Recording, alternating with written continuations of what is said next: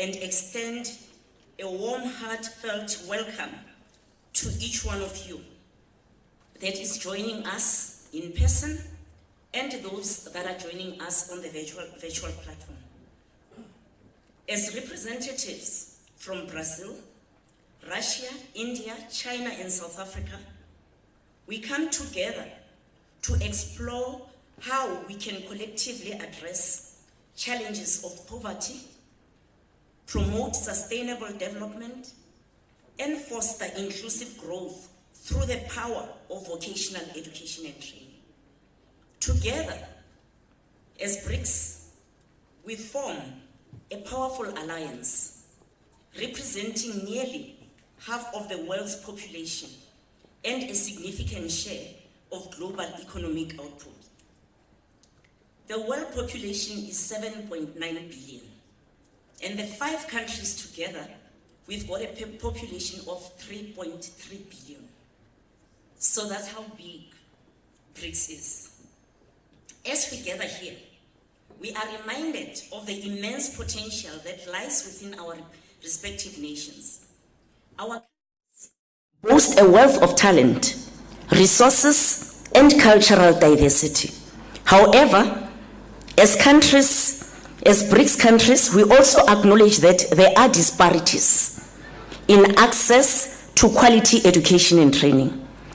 The vocational education and training sector plays a crucial role in bridging the gap between education and employment.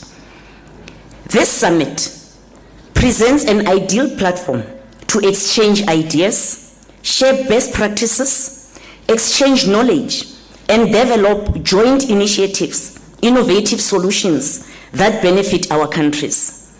We see this opportunity as South African counterparts in the Tvet sector as an opportunity for us to leverage the collective expertise and resources of our Brics nations. I have no doubt that our country presentations today and tomorrow will be fruitful, thought-provoking, and will result in concrete actions that will positively impact the lives of our people.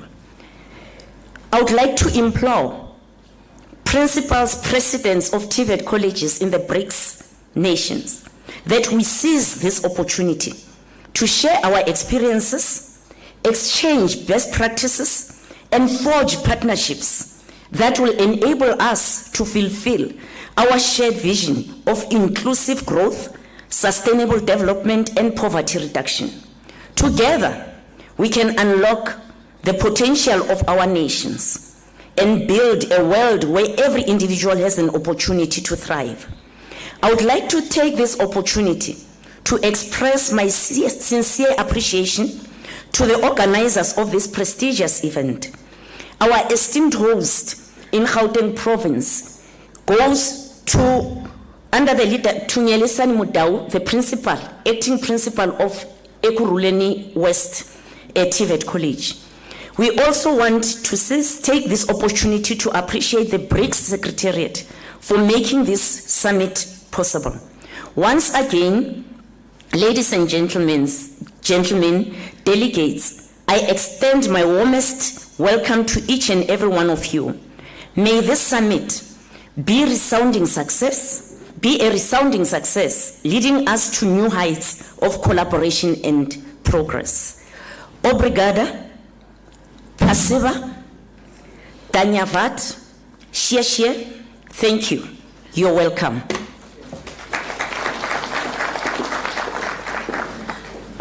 Thank you very much, Mayor Tsibogo, for the opening remarks representing South Africa.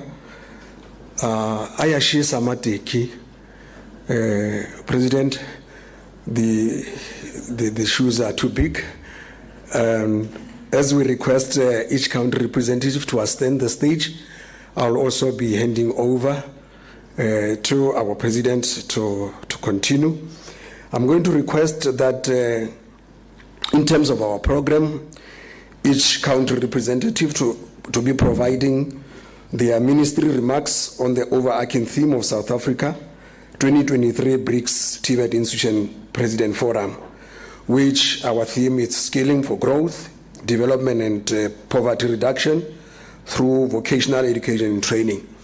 I will be requesting South Africa representative, Mr. Mahlangu, Principal of Goldfield, to ascend the stage.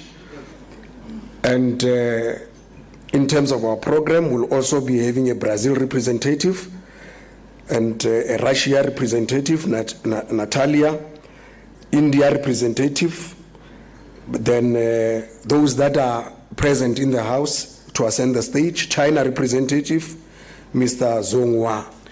As they are ascending the stage, I'll also requesting the President to join them. Thank you.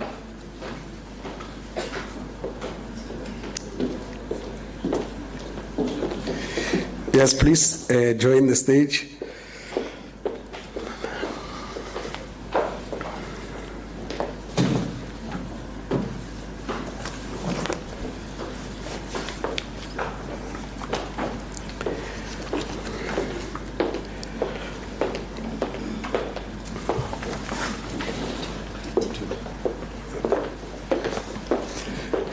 Thank you very much.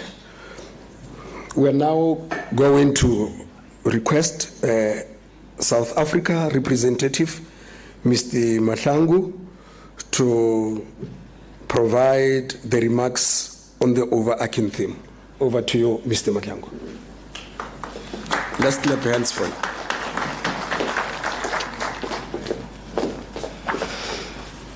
Thank you, Program Director.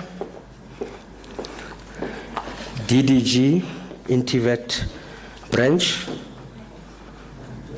senior managers from Department of Higher Education and Training, the President of SACPO, Professor Putsisi, delegates from different countries, members and community of Brics, business industry, organized labor, Tvet. Good morning, ladies and gentlemen. Let me take this opportunity to thank SAPCO NEC for providing me with this opportunity to come and share the remarks on behalf of South Africa. Today, ladies and gentlemen, I stand before you to emphasize and underscore the critical importance of skilling of growth, development, and poverty reduction through vocational education and training.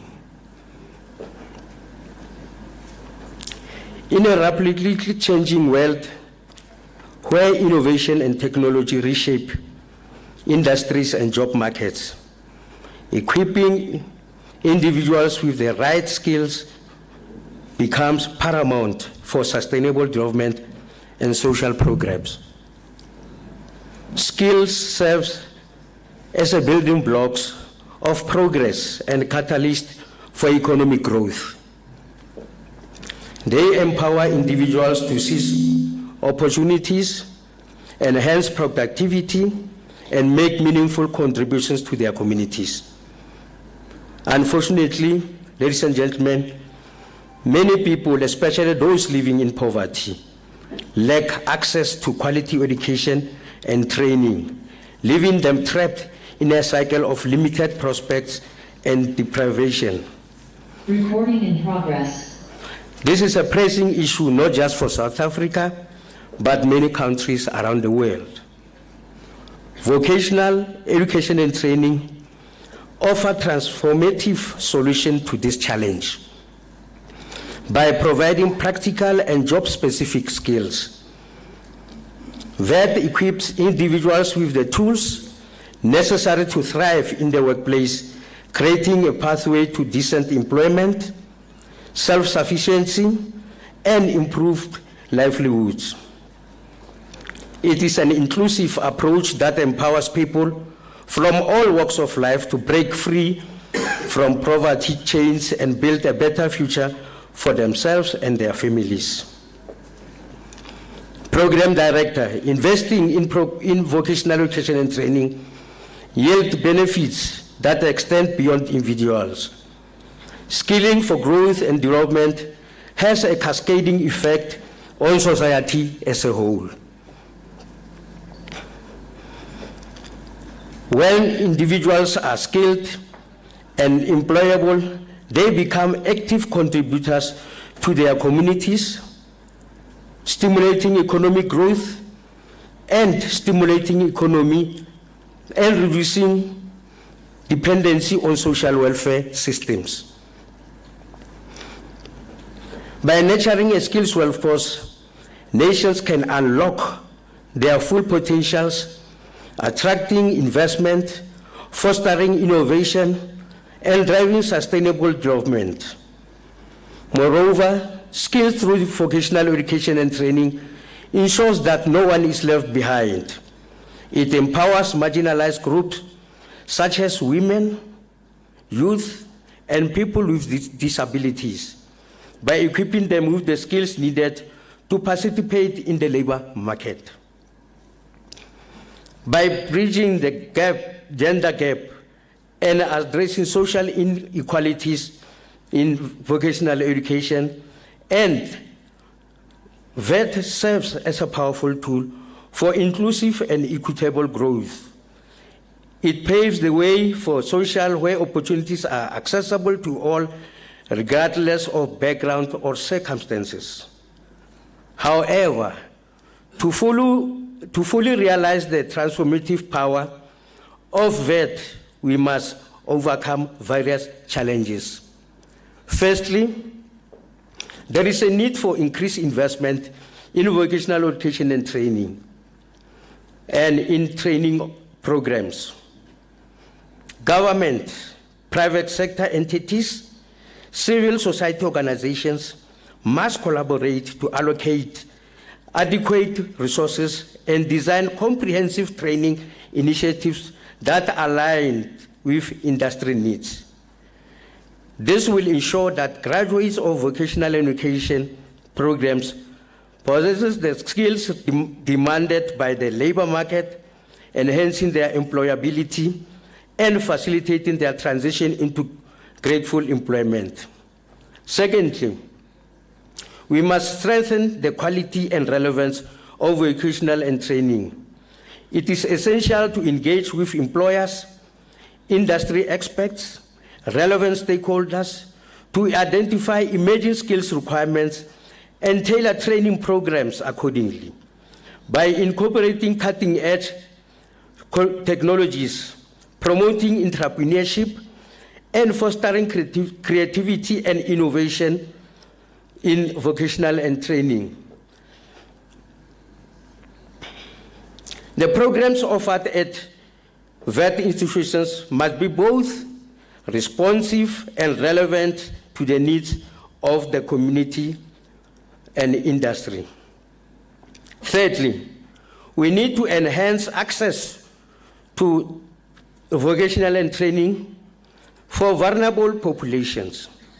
This requires removing barriers such as gender-based discrimination, geographic isolation, and socioeconomic disparities. It calls for targeted intervention, scholarships, and mentorship programs to ensure that everyone, regardless of their circumstances, they can access quality vocational and training opportunities. Lastly, ladies and gentlemen, lifelong learning must be embraced as a cornerstone of skills for growth and development. With the pace of technological advances, individuals need to continuously upgrade their skills to remain relevant in a job market. Governments, educational institutions, and employers should collaborate to create a culture of lifelong learning, offering flexible learning pathways and upskilling opportunities to workers throughout their careers. Colleges are also expected to partner with industry and other partners. This may result in exchange program and the placement of students in the industry. Through these programs, students grow and develop within their careers. As a result, once they are skilled, they are in a better position to be employable or self-employed and relevant to job market and economic drivers. Once they are active in the economy, the poverty of mind is reduced together with that of earning a living. The skills that are provided also benchmarked through the participating in the World Skills Program competitions.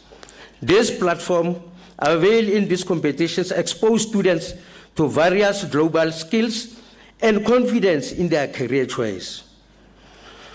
In conclusion, ladies and gentlemen, skilling for growth development and poverty reduction through vocational and training is not merely a luxury, but a necessity for a prosperous future. It is an investment in people, communities, and sustainable development of nations. By providing individuals with the skills and knowledge they need to succeed, we can unlock their potential and create a world where no one is left behind. Let us join hands, break down barriers, and invest in skills through vocational education and training. We can create a bigger and more inclusive future for all. I thank you.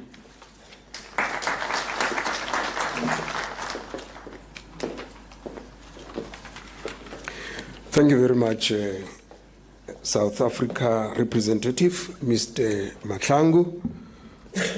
Ladies and gentlemen, let me just indicate that in front of us we have got these gadgets, which at one stage, as we are progressing with our program, we might need to use them. Currently, some of our colleagues in-house, they are already using them, but there will be a stage wherein when we move to other countries, we might have to use them. So I will implore on all of us just to start practicing there, and so that by the time when you need them, we don't get stuck. Thank you very much. Thank you very much, Mr. Mahlangu. What I was able to pick up from your presentation was that skills through the vocational education and training will emancipate us, will free us from the social welfare dependency. Depending on which country you are, there will be the social welfare within the South African context, such as your South African Social Agency, your SASSA, but also through the skills for vocational education and training, we will be able to have responsive programs, but also industry participation is very key. I also like it when you indicated that the skills will free us from poverty of the mind, because once the mind is impoverished, we will be able to, the society will be living in a dependency mode.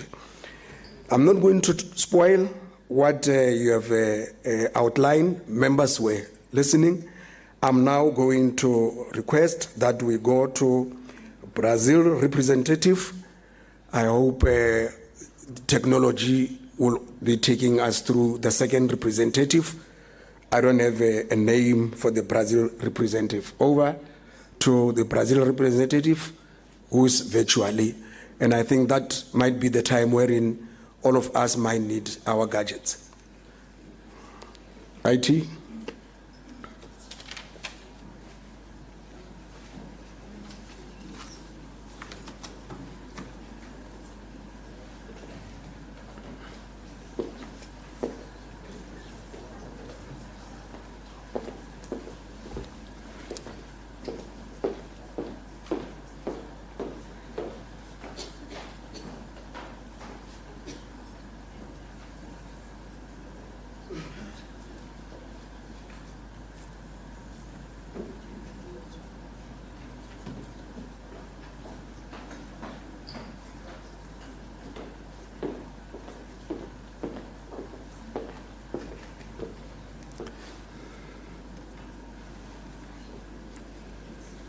Are we winning IT? Are we on course?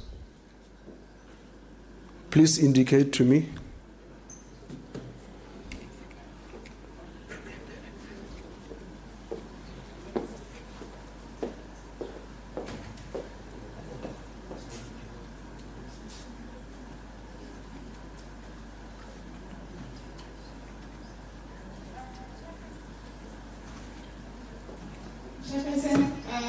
Brazil candidate is not talking. Ladies just check with the interpreters if they help us.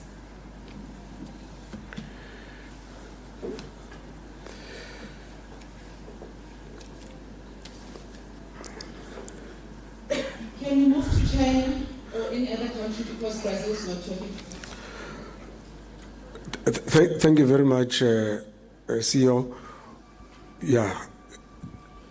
Technology for IR, it's catching with us. We have to be practical.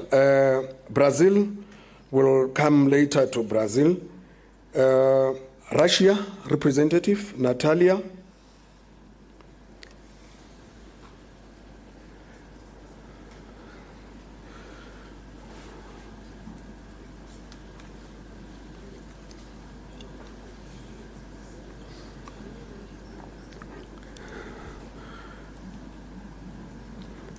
IT at the back, just give me a thumb to say you are on course. I'm still trying to sort out my gadgets also.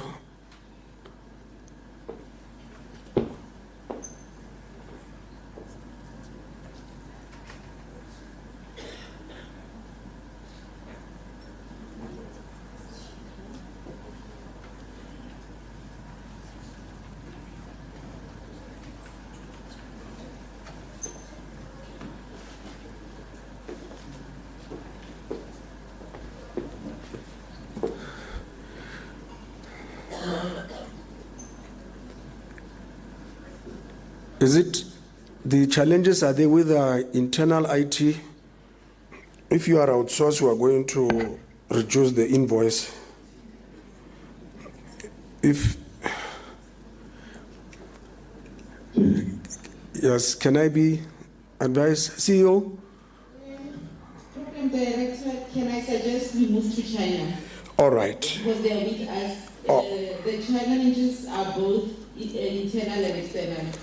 We have a slow Wi-Fi because a lot of people have logged on. I would request that those who are using college Wi-Fi to just log off, and so that we can give space to international delegates to be able to participate. Thank you very much, CEO. Let's hand over to Mr. Zong. Since you are present, you can take over. Thank you.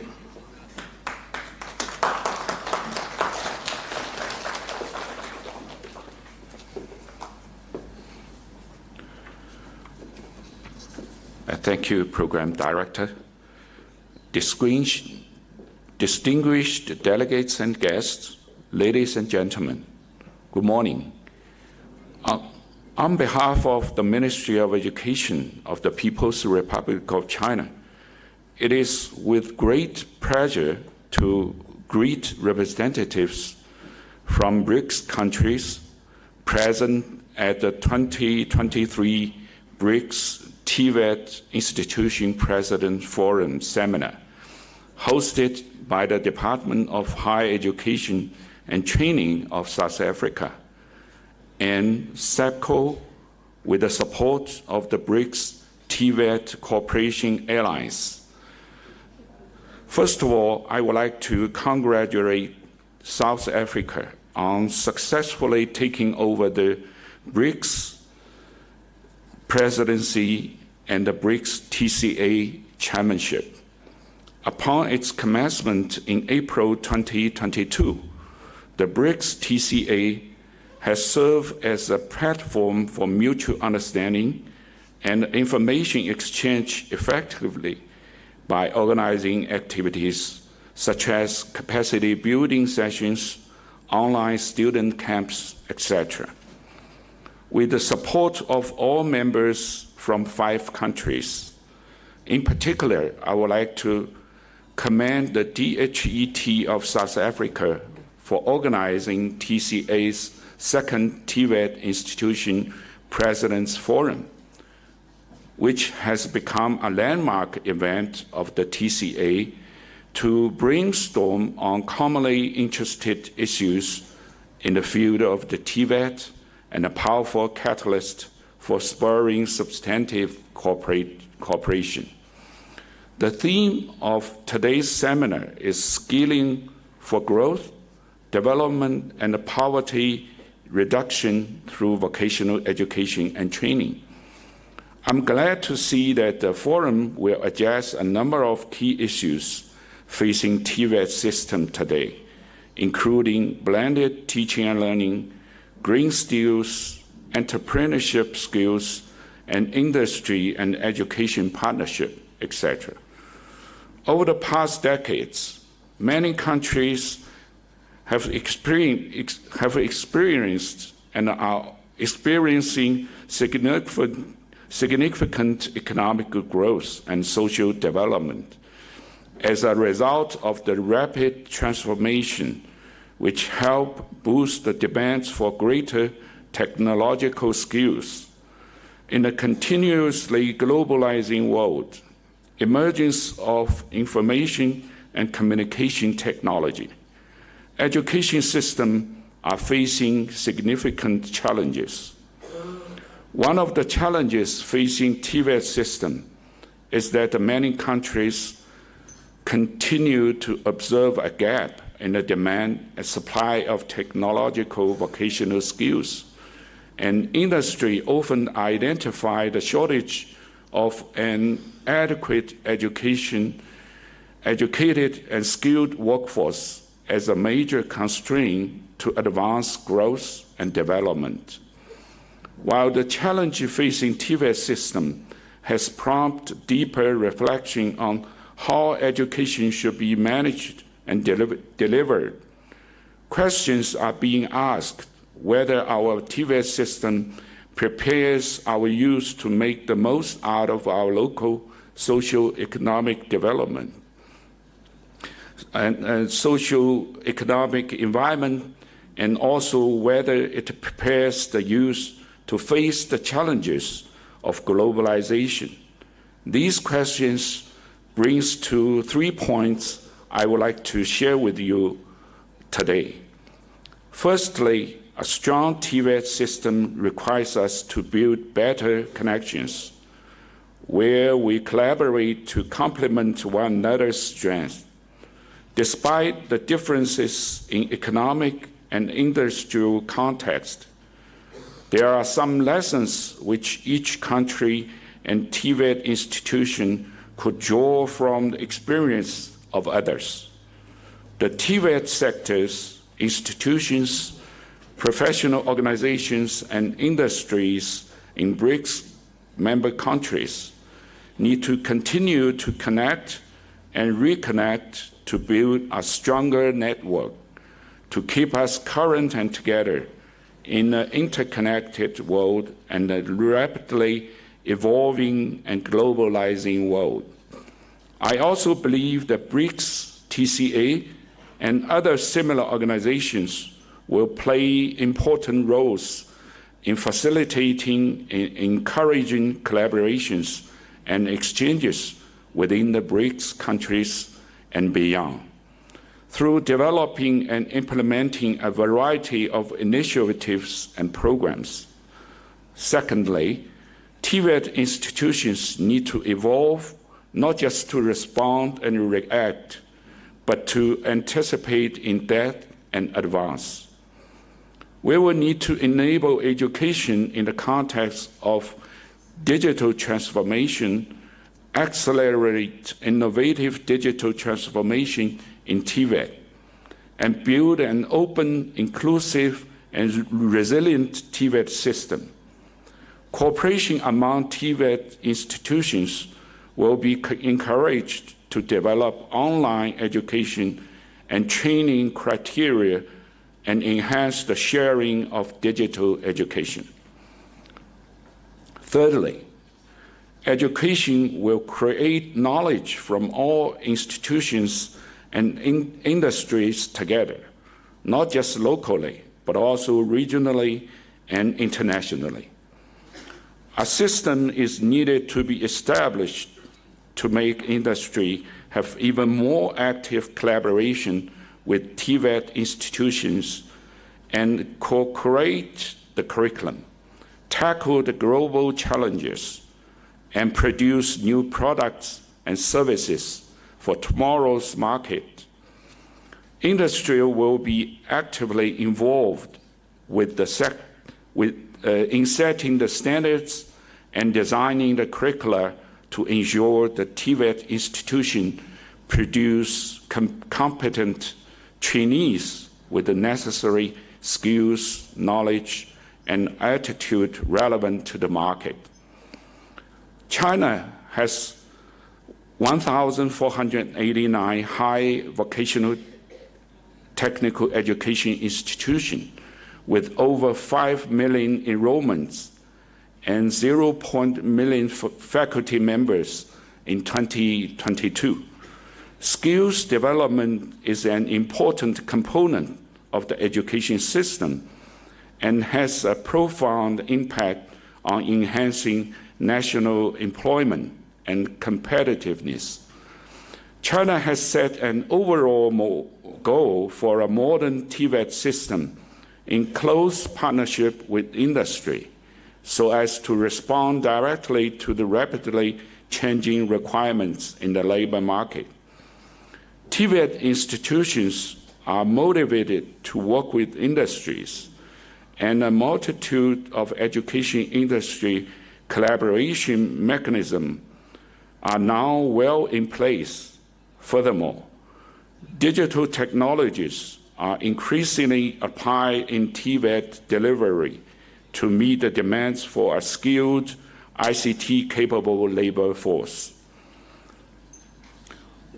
We look forward to joining hands with all of you to share experiences and best practices in implementing the Education 2030 agenda to promote education equity, quality and lifelong learning, and building a Brics education partnerships that is closer, more pragmatic, and of high quality, thus contributing to a global education reform and development. I wish you all the very best for a successful seminar. Thank you very much.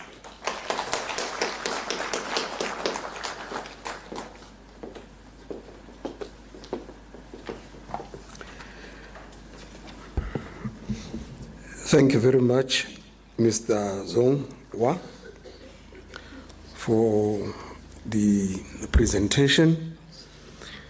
Ladies and gentlemen, what is becoming very clear with this presentation that we are beginning to see some synergy in terms of the overarching issues or key issues. Mr. Zongwa talked of the blended learning approach to teaching and learning. He made also emphasis on some of the questions that have been asked within the sector.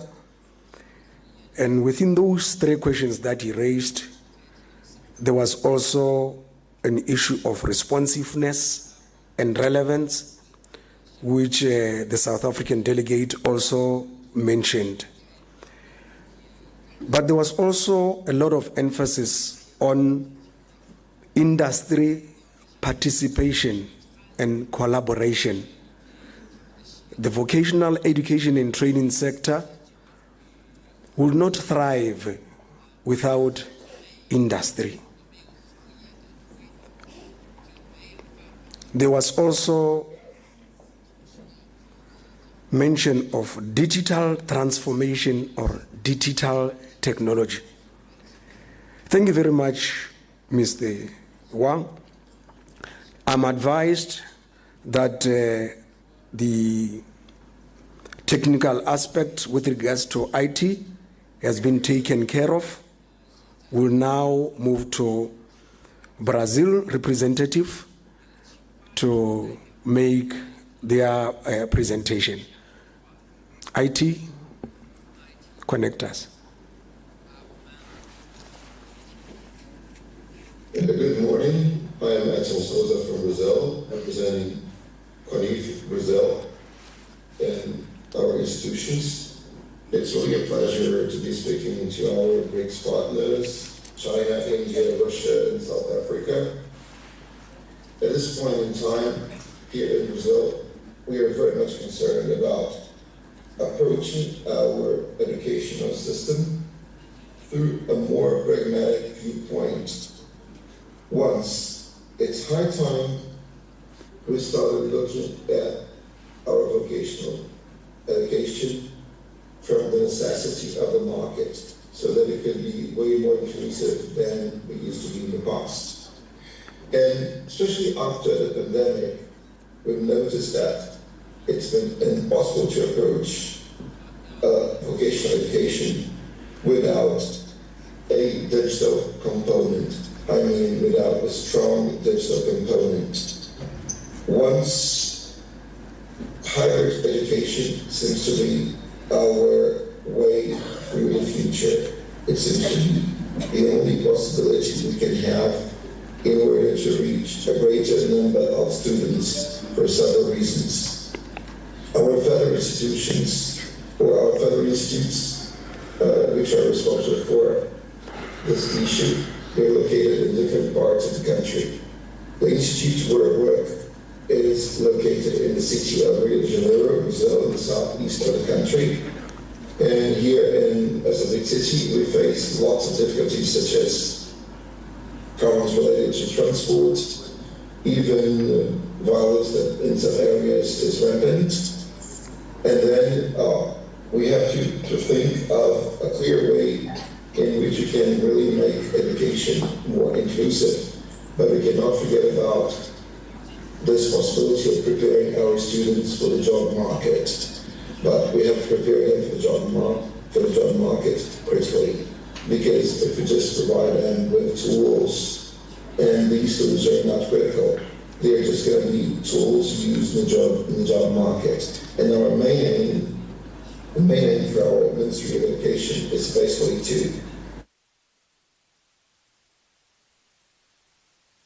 to be citizens that are owners of their citizenship through knowledge, digital literacy, and vocational training.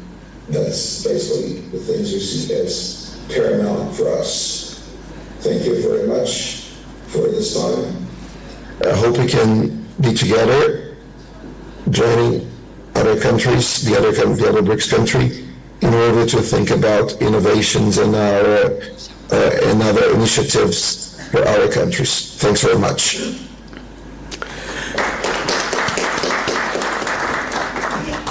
Thank you very much, representative from Brazil. And lessons learned with regards to the presentation, or what remains a highlight for me, it's the challenges post-COVID. And that the theme is still emerging, that of digital transformation.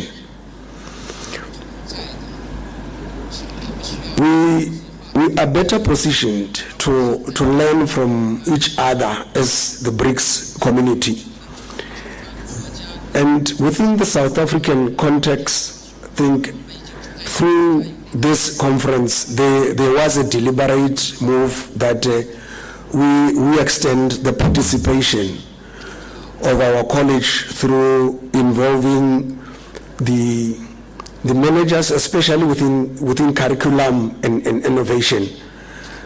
Amongst us, as South Africa being a host, I think we are better advantaged that in the majority within this conference, we have got quite a number of academics, and we hope that the same applies across our BRIC members, so that we will be able to share best practice and the challenges surrounding blended learning, digital transformation, because that is the way to go.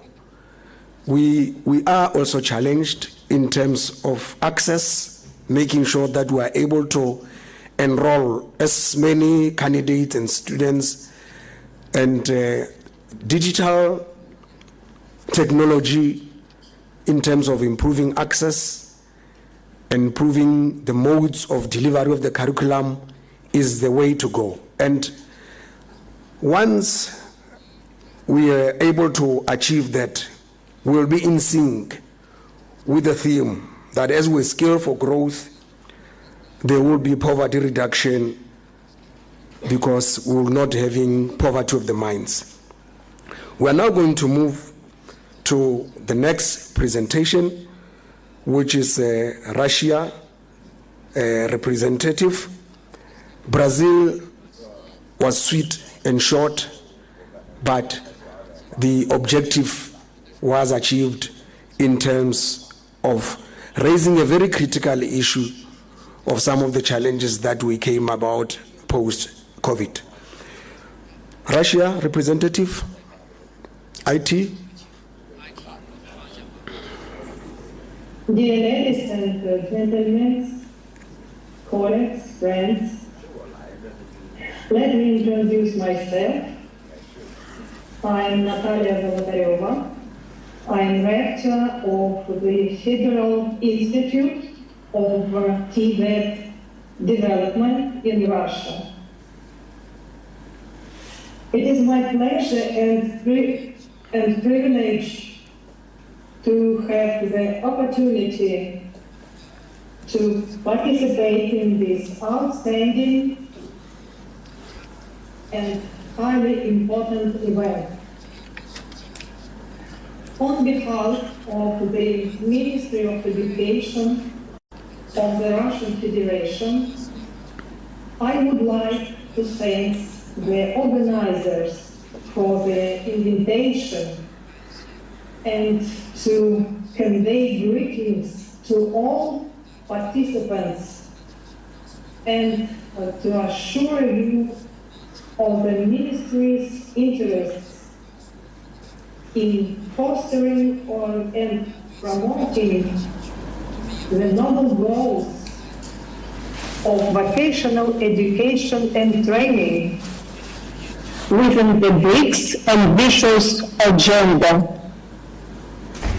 The Ministry of Education welcomes and supports the creation of the Tvet Alliance and would like to actively contribute of its activities.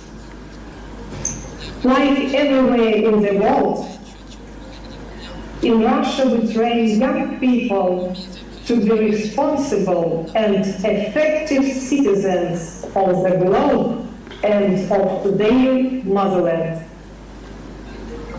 And to this end, in Russia, we have adopted a comprehensive approach to enhancing Tvet quality and relevance both for the labor market and for the people. Our national agenda covers all of the aspects that the current Tvet President seminar addresses. In Russia, Tvet has traditionally aimed at ensuring employment of graduates and equipping them with practical skills relevant for the industry. From the Soviet times, the Tvet curricula contained practical training segments,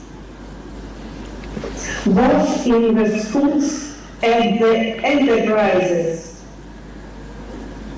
that were assigned to each and every Tvet school and college. In 19th, the link between enterprises and Tvet schools were enacted. However, practical training periods have never been left unaddressed in the curriculum. Nowadays, they enjoy priority attention. The Sustainable Development Agenda is being addressed in Tvet in various formats, such as inclusion of the discipline Sustainable Development in Tvet curriculum, incorporating measures to foster green skills in teaching and learning project activities on green development. And as we all know, changing mass behaviors is the biggest challenge of all. Development of entrepreneurial skills is equally important. Obviously, we treat entrepreneurial skills as skills required for effective professional and personal self-fulfillment in modern dynamic life. These skills embrace leadership and effective communication, strategic, critical, and creative thinking, networking, and teamwork skills. Such skills cannot be acquired in the classroom, just listening to lectures and reading textbooks. Hence, the accent nowadays is on action-based and student-centered learning and on continuing teacher development. All of the above issues are fit in an ongoing digitalization of Tvet in Russia. Digital transformation embraces not only the technical issues, but creating digital ecosystems all across the Tvet system. Digital transformation has been spread by COVID-19. It has been instrumental in mobilizing technical and pedagogic resources and informing new ways and formats of teaching and learning. COVID has also brought to the foreground unresolved issues and revealed both leaders and those lagging behind. Like every crisis, it has offered new chances for transforming weaknesses and problems into new opportunities. I would like to once again stress the huge relevance of this meeting for exchanging ideas and experience and for mutual learning from each other. Knowing each other better will help us address common problems and move forward in a confident and effective manner. Success to us all. Thank you very much.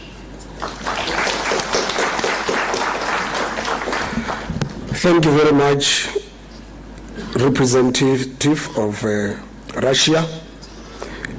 Ladies and gentlemen, the overarching theme, the synergy, is continuing to develop, and I'm not going to emphasize much except one or two areas wherein within the South African context also continue to be a challenge.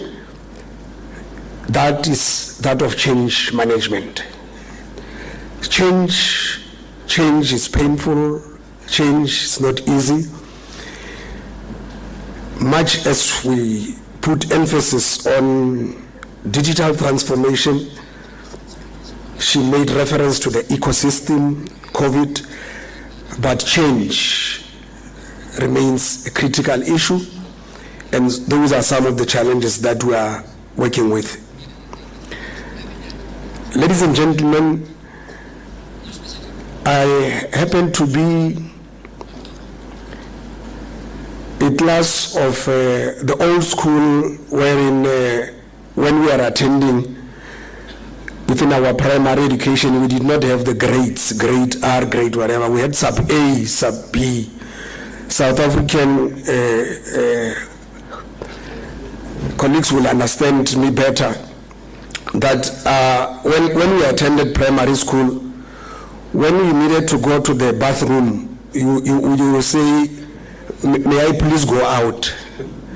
You know, the South African delegates will understand this much better. It's because you wanted to go to the bathroom.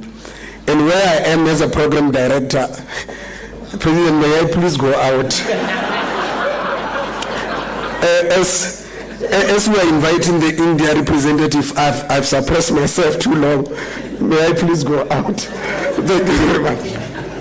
I'll come back, President. Thank you.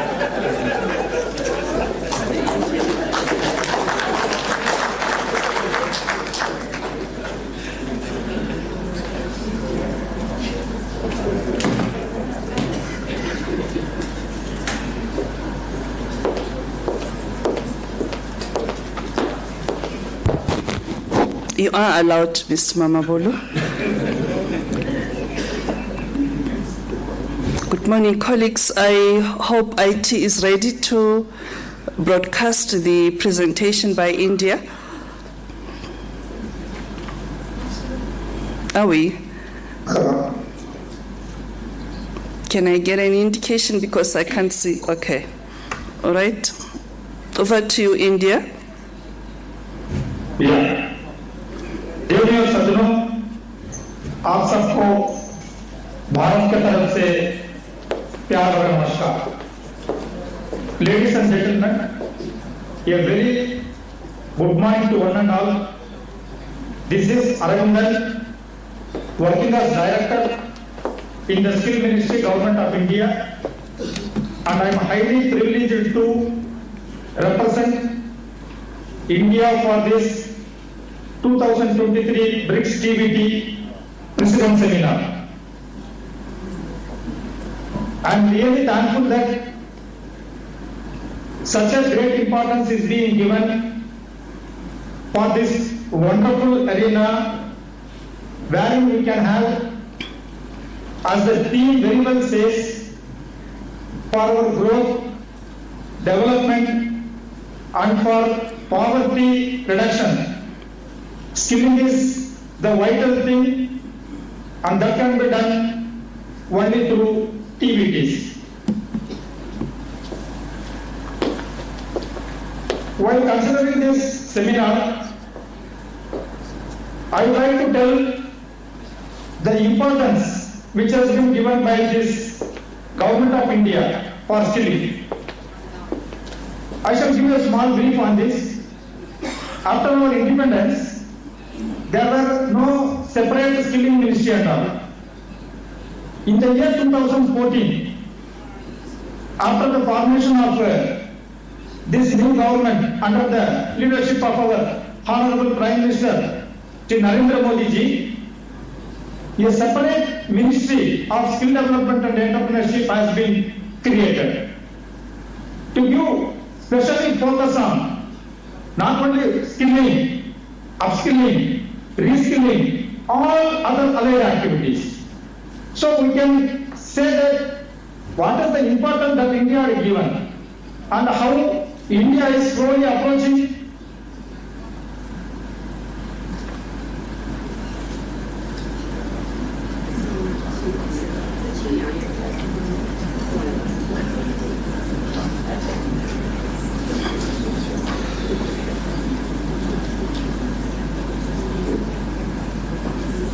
Okay, there seems to be some... Reduce the poverty. For this poverty reduction, the main focus, even though we tell skilling and all, Opportunities are the must. Wherever opportunities are not there, we cannot do anything. How to create these opportunities? I can say this TVETs can definitely provide opportunities. See, now the world is gone into AI level. All the things are being AI driven. But normally, till today, now also, most of us feel that skill in the sense this is a low-end skill. It is only blue-collar job. But as of date, it is not so. We have gone into new emerging areas. It doesn't mean that the lowest class of our society need not have the knowledge of latest skills. So they may also require all the relevant skills. So the first thing what we should do is, from our mindset we have to remove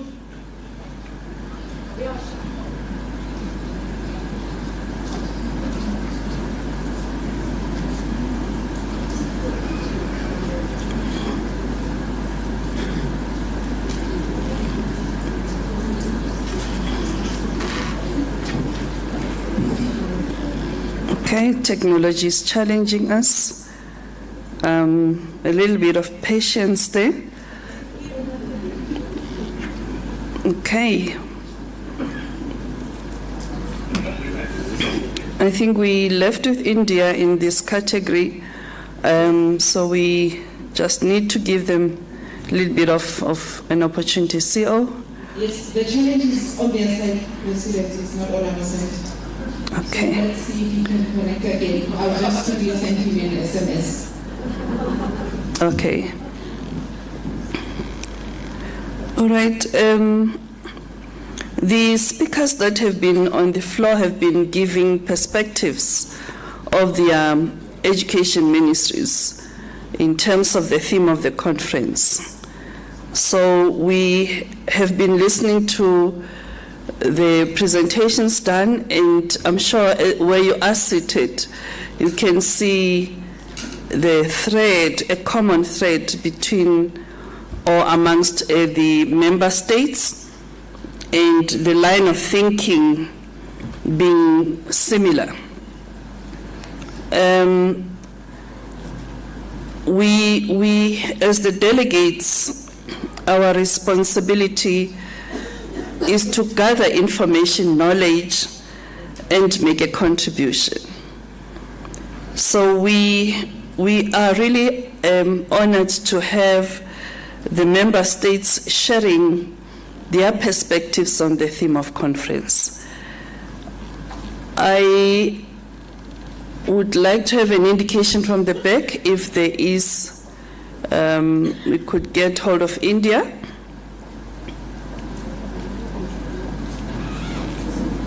Not yet. Okay, that's the beauty of technology. It makes you observe a moment of silence, unceremoniously so. Completely offline. Completely offline. Yes, he's speaking, but we cannot hear him. Even when we log out and log in from a separate device, we cannot hear him, so it's completely offline. Okay.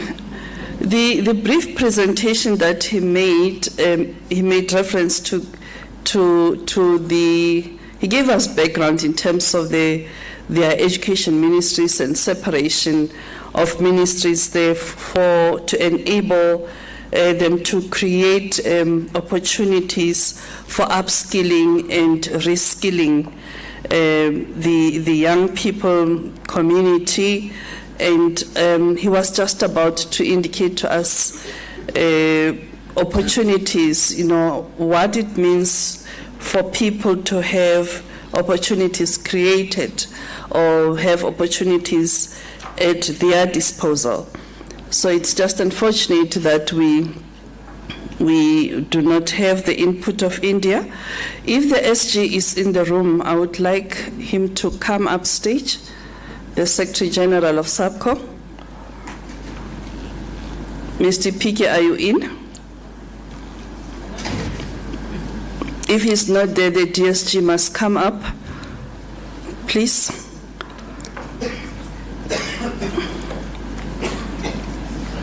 Okay.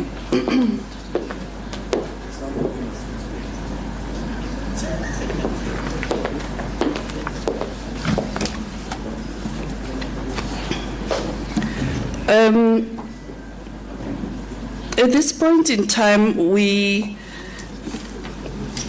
will summarize on the inputs that member states have presented on, and we'll take a few questions for the presenters, if there are any.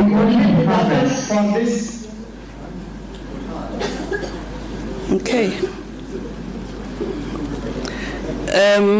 For us to take few questions for the member states that presented, it won't be many questions, and indicate as you pose a question based on the presentation of South Africa, of Brazil, of China, of Russia. India is offline, or are they back? Okay. I've got a thumbs up from the back that India. Over to you, India.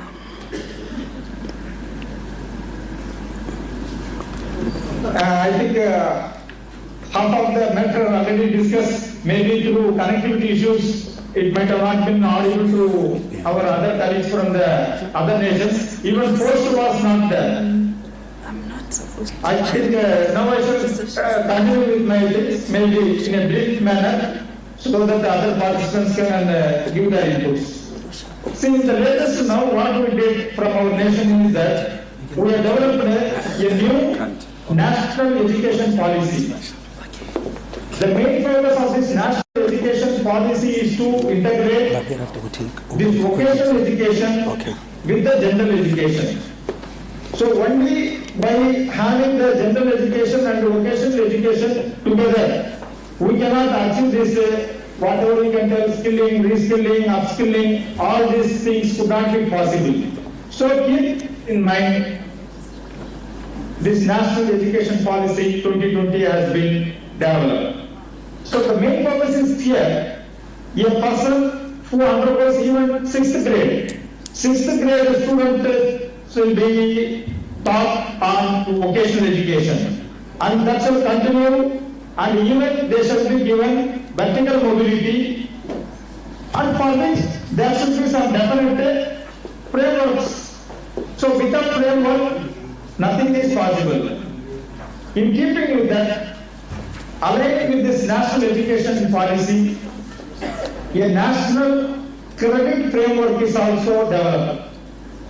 As per this national credit framework, all the students who undergo different type of skilling as well as general education, every course they may undergo, every topic, every subject they may undergo, they all will be credited with definite points depending on the duration of the program. And all these credited points shall be accumulated in a place called as DigiLocker.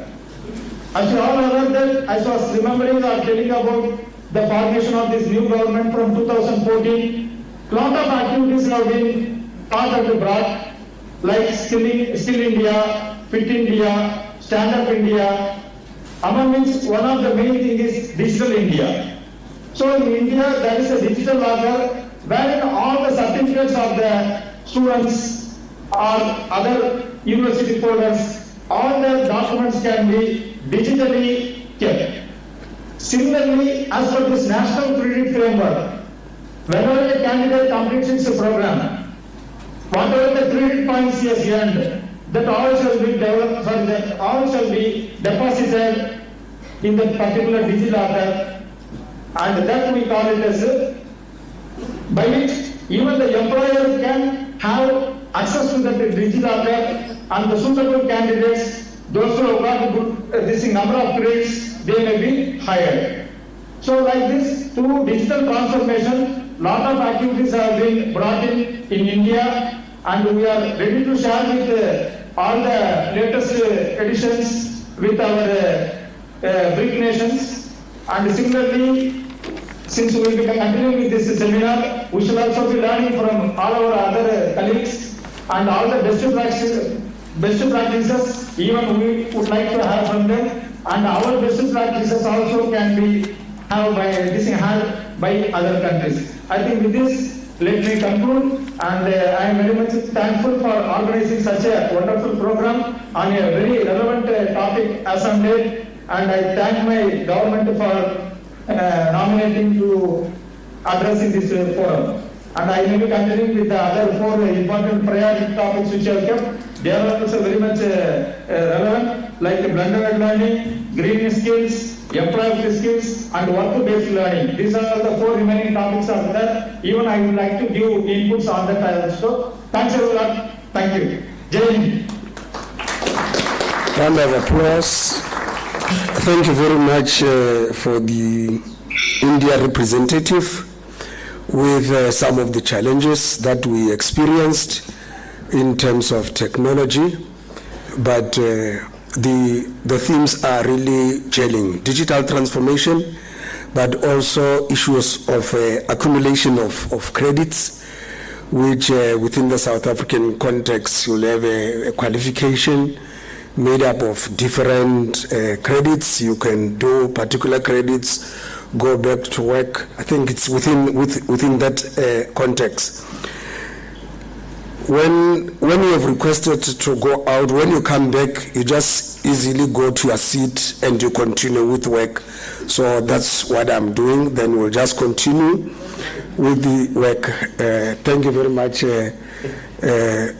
ma'am, for allowing me to go out. We are now going to, as the president was already giving the direction, we are going to take questions, inputs from all presentations. I will just check. Even those that are virtually will be guided by IT in case there is anyone that would like to make a comment. Let's treat them as just comments to enrich the presentations that we have. Let me check this on my left, if there's any hand. The row in front of me, any hand for comment? The third row. It could be on any presentation. I note Mr. Emmanuel on this row. If you could have the roving mic coming closer here, this row, the last row, and unfortunately we are just going to have this one round. I'm not going to allow that people get warmed up because of what Mr. Emmanuel might have raised. If there is something to contribute, it's there. So, President, I'm not suppressing anyone. We only have one hand. Virtually, I'll be advised by IT if there is any comment. Thank you, IT. No one. Mr. Emmanuel, over to you. Thank you, Chairperson. I think my question for elaboration will be first, I think, to the representative of the Chinese delegate, Mr. Wu. You say that China this time, with respect to the Tibet sector, is trying to embark on curricular cooperation between industries. If you perhaps can tell us at what stage is this development that industries are involved in working together with the Tibet sector to develop the curriculum?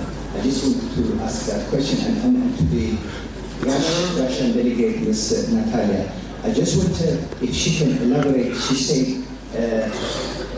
Russia is embarking on what she referred to action-based, student-centered approach.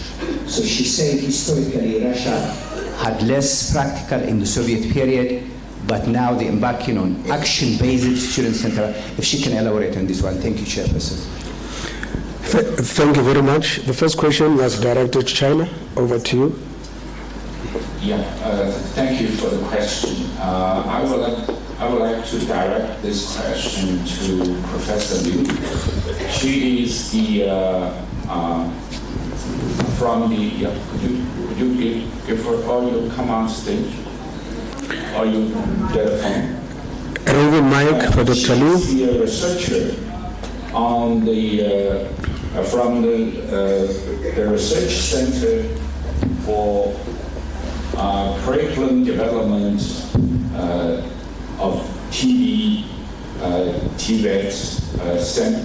Development Research Center under the Ministry of Education. So she's more the expert. Okay. Me. Okay, thanks for this very important question. Curriculum is one of the key elements related to the quality of Tvet. So how to guarantee the quality? Industry and enterprises in much involvement is the precondition. How does Chinese institutions or China do? I will show you some of the basic way how to develop a curriculum with the industries or enterprises. So first of all, we have we already established a series of the system of the industry involved into the curriculum development. At the national level, we already established, we call it Industry Teaching and Learning Guidance Committee. This at the national level. And also at institutional level, each program already have established their own industry advisory committee. Okay, so this is the system.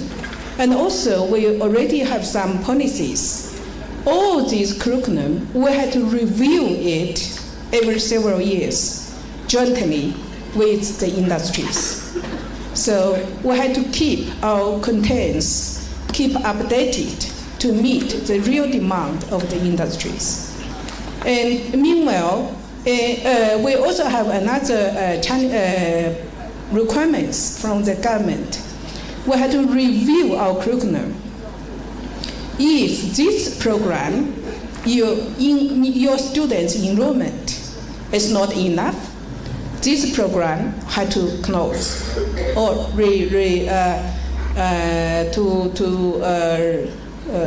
the students should not be as much as before. If we talk about for the curriculum, not only just the contents, but also teaching and learning process. This is also another very important elements. So we already have some of the guidelines at the national level. The practical training compared to theory training. Practical had to be half of practical training. The teaching and learning process. Okay. So how to guarantee this half practical training industry involvement? So our students will go to the industries or enterprises to get a practical training. We also already formed lots of models, such as tailor-made model training.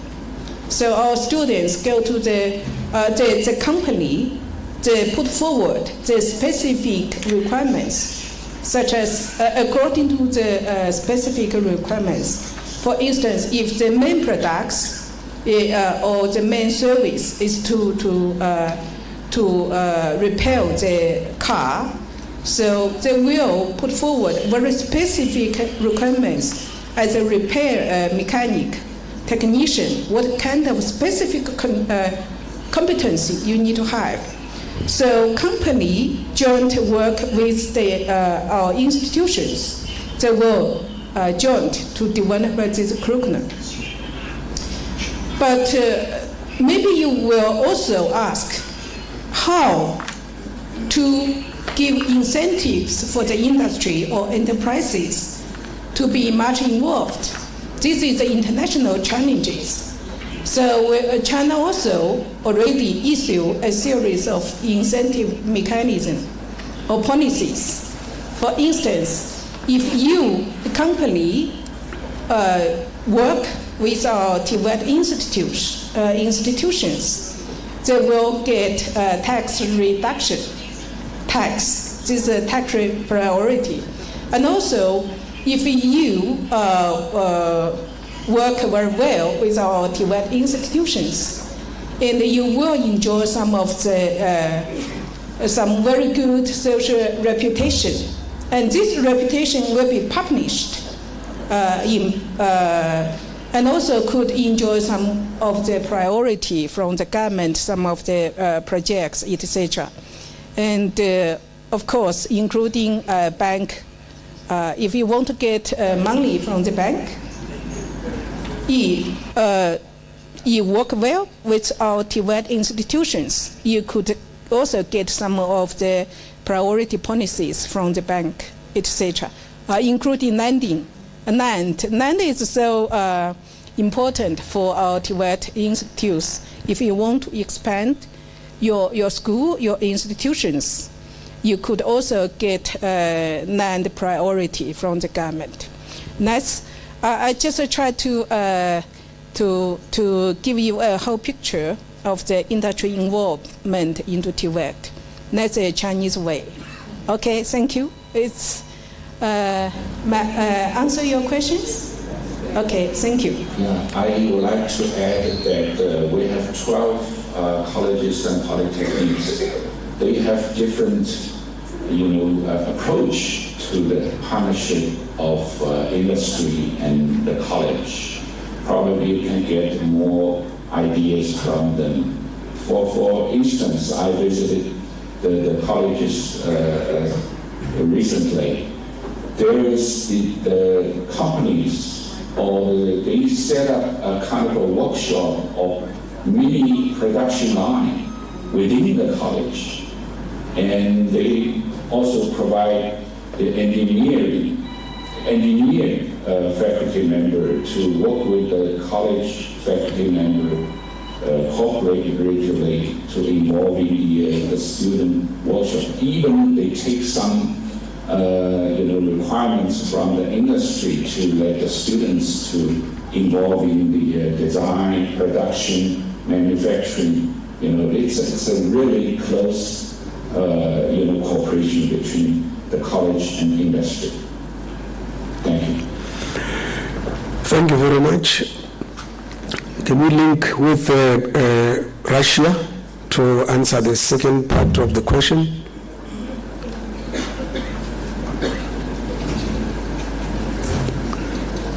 The Russian representative, IT, are we able to connect?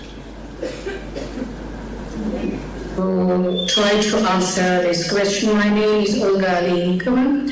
I am the head of the Center for Vocational Education and Training in Moscow, and I'm the head of Univoc Center under UNESCO. So, as far as I understood, the question was, what is the proportion of practical training and just theoretical training in the Soviet Union and in Russia?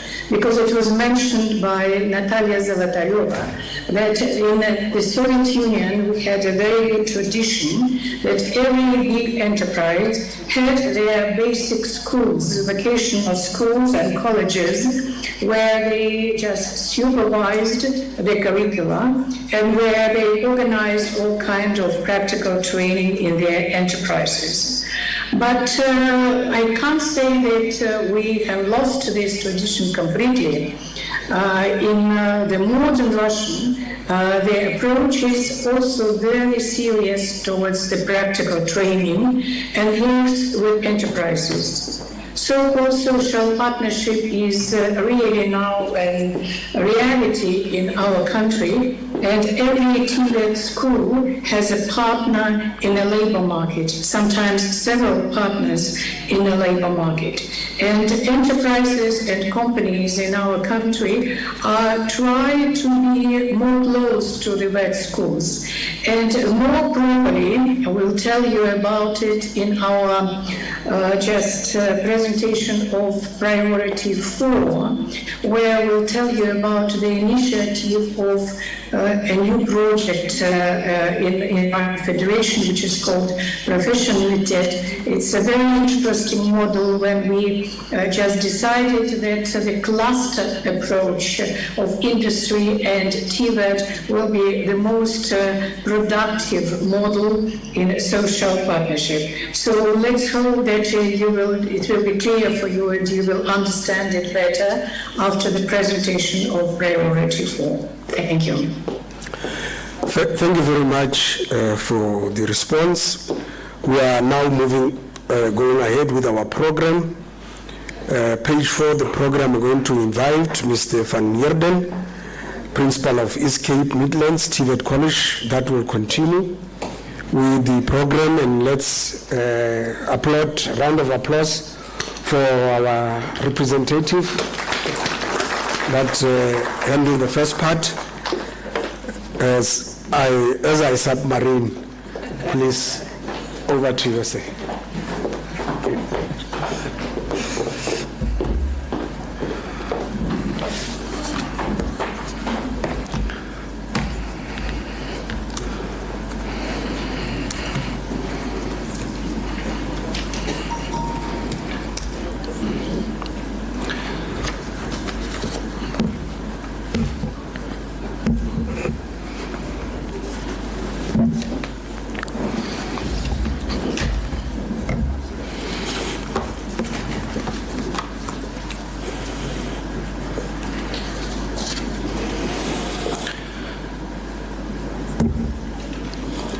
Morning, ladies and gentlemen, distinguished guests, and colleagues within the Brics community.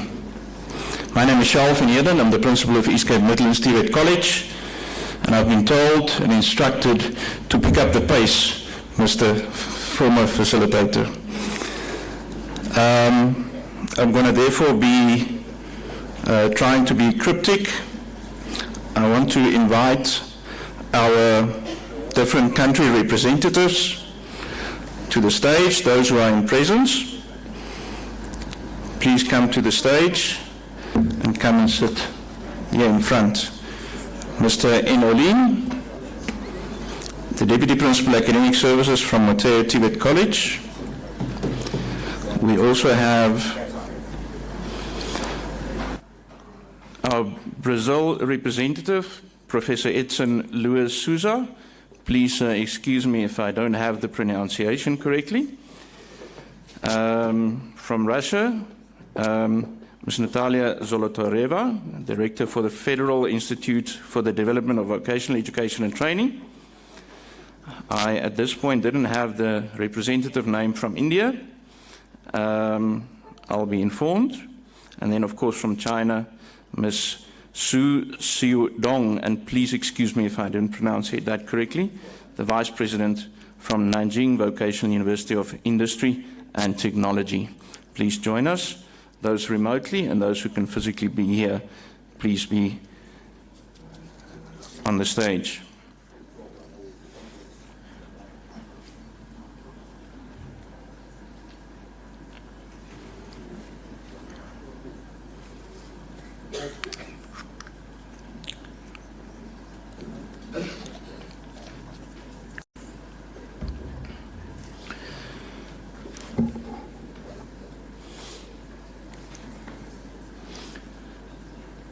Thank you, ma'am. Welcome. Ladies and gentlemen, our theme for the seminar is the skilling for growth, development and poverty reduction through vocational education and training, as per the previous session, having unfolded and discussed in broader detail. My role is to focus on a specific sectoral priority. The question is, how can a hybrid, blended teaching and learning in a vocational institute be used to improve student access in a post-COVID context?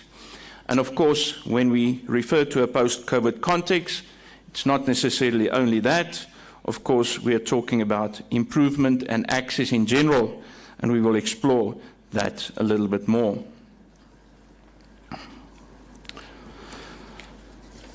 I am also tasked to explore a very brief topic on this matter as a matter of an introduction, before we, of course, invite the different members from the different countries to elaborate on country-specific matters.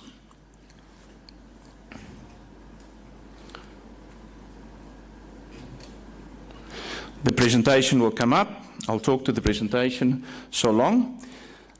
Ladies and gentlemen, the biggest question is, how can hybrid blended teaching and learning in a vocational institute be used to improve student access in post-COVID context, as I've said? And of course, we've already in the previous session explored different components of poverty, different components of economic growth, educational levels. But of course, the biggest societal question is poverty. There's no doubt in our mind that the key to poverty reduction, economic growth, and the upliftment of the standard of living is the key to driving down poverty. If we focus on education and skills development, that's the foundation of alleviating poverty. Poverty is one of the most pressing issues confronting our society today, and it has remained a challenging problem that requires immediate attention. Education and skills development are the keys to alleviating poverty, which is why vocational education and training are vital in solving this issue. The significance of vocational education and training extends beyond personal and individual growth, and it is critical for a nation's economic progress, and addressing this issue requires a coordinated effort from individuals, particularly those at the grassroots level, and must have access to quality educational and training programs.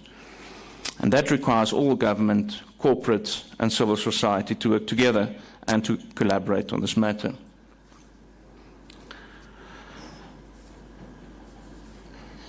Governments around the world are dealing with an increasing demand for greater access to post-secondary education and training, equity and provision, cost effectiveness, and improved teaching and learning quality. Population growth is occurring throughout the developing world, and a rising unemployment number and changes in employment patterns and work organization, as well as an increasing trend towards lifelong learning, are driving the demand for post-school and secondary education.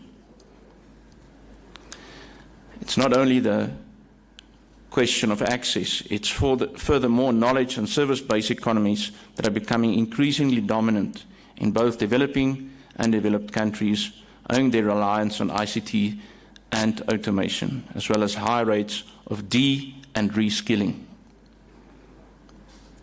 In response to increasing demand for expanded access to post-secondary education and training, many governments have turned to or are turning to open learning approaches, devising ways to make learning opportunities available to a larger number of students. And the focus is particularly to those who have previously been excluded. South Africa is not any different. In doing so, they hope to develop cost-effective alternatives as the expenses of post-secondary education and new educational infrastructure rise. In consequence, many are looking to distance education and, more recently, primary online learning as a long-term, cost-effective means of cross-subsidizing their on-campus program. Hybrid or blended teaching and learning is one strategy that has developed as a popular answer to this challenge. The question is, what is hybrid learning? And in short, it refers to educational models that blend traditional face-to-face, in other words, in-person, or as we call it in South Africa, contact teaching and learning methods, with online or remote approaches. This can involve combining classroom instruction with virtual or remote learning activities such as online lectures, video conferencing, virtual simulations, and other digital tools and resources. As opposed to hybrid learning, blended learning is a structured approach combining online and face-to-face instruction, combining traditional lectures and activities with online resources, digital tools, and virtual discussions. Whereas hybrid learning is a more flexible approach Blended learning is a more structured approach. Overall, both hybrid and blended learning are increasingly being used in educational settings to provide students with more flexible and personalized learning experiences. It's key, ladies and gentlemen, that we know that the potential of hybrid learning, blended learning, is immense. And particularly in South Africa, we are discovering that now. It's fairly young and an immature system in South Africa, and obviously in the developing countries as a whole. But what is the ideal environment? Of course, when we talk about blended learning, there are many challenges. The question is, what is the ideal environment? And of course, if you look at an ideal environment for teaching and learning in a blended perspective, it must be flexible and adaptable. It's a physical space that have variable seating configurations and enhanced multimedia capabilities. The classroom should be able to accommodate both in-person and online learners. So that, of course, tells you already that the physical infrastructure is important. It must be conducive to be able to manage both online and offline learning. Integrated technology, adequate hardware, software, and interactive tools. So it talks about the physical ICT infrastructure and resources and hardware that needs to be there. Reliable high-speed internet access. The learning management system must be able to support the blended and online learning. An institution must have a learning management system to manage course content, assignments and assessments, as well as communication and collaboration among students, lecturers, and so forth. Particularly lecturer training and support. I think we earlier spoke about change management and the entire process around that. Particularly in South Africa, that is a critical change management requirement. Lecturer training and support, and the ability to learn and unlearn new things is quite a hurdle that we need to overcome. Now, if that is the ideal environment, what is the impact on education that this hybrid and blended learning may have? And of course, in my very first introduction, I spoke about improved access. Improved access, reduced cost and barriers to entry. Students who are unable to attend conventional on-campus classes due to geographical, medical or other reasons may benefit from hybrid blended learning. And of course, in terms of the South African context, our strategic objective number one in the Tvet college sector, it's about improved access and expanding access, and blended and online learning can offer that. It gives us the opportunity to increase course offerings. It can increase your program offerings and diversify your offerings. A college's normal geographical footprint can be increased and can be expanded. You can reach a bigger and wider audience, even international students. You've got greater flexible scheduling opportunities. You can access the learning management system and digital library resources anywhere. Learning management systems provide access to a variety of course materials, study resources and support.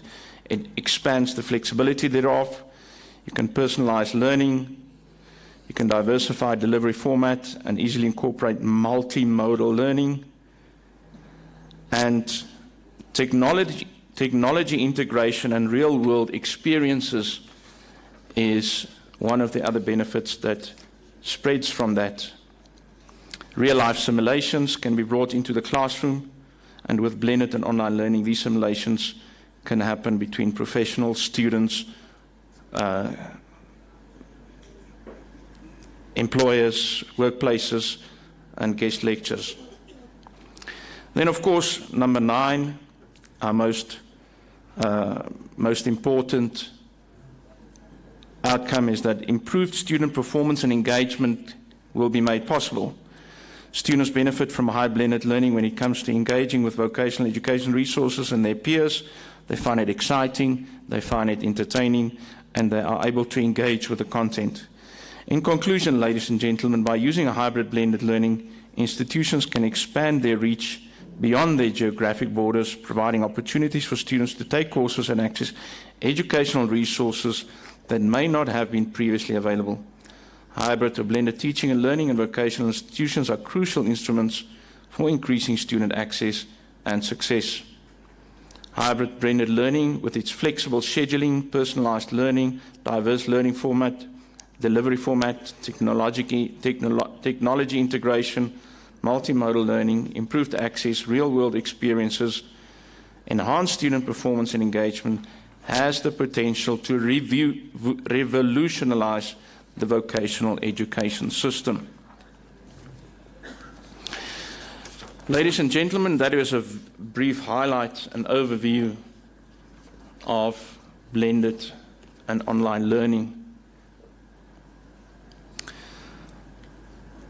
I now call on the South African representative, Mr. N. Oline, the Deputy Principal Academic Services from Tvet College, to give your South African context. Thank you.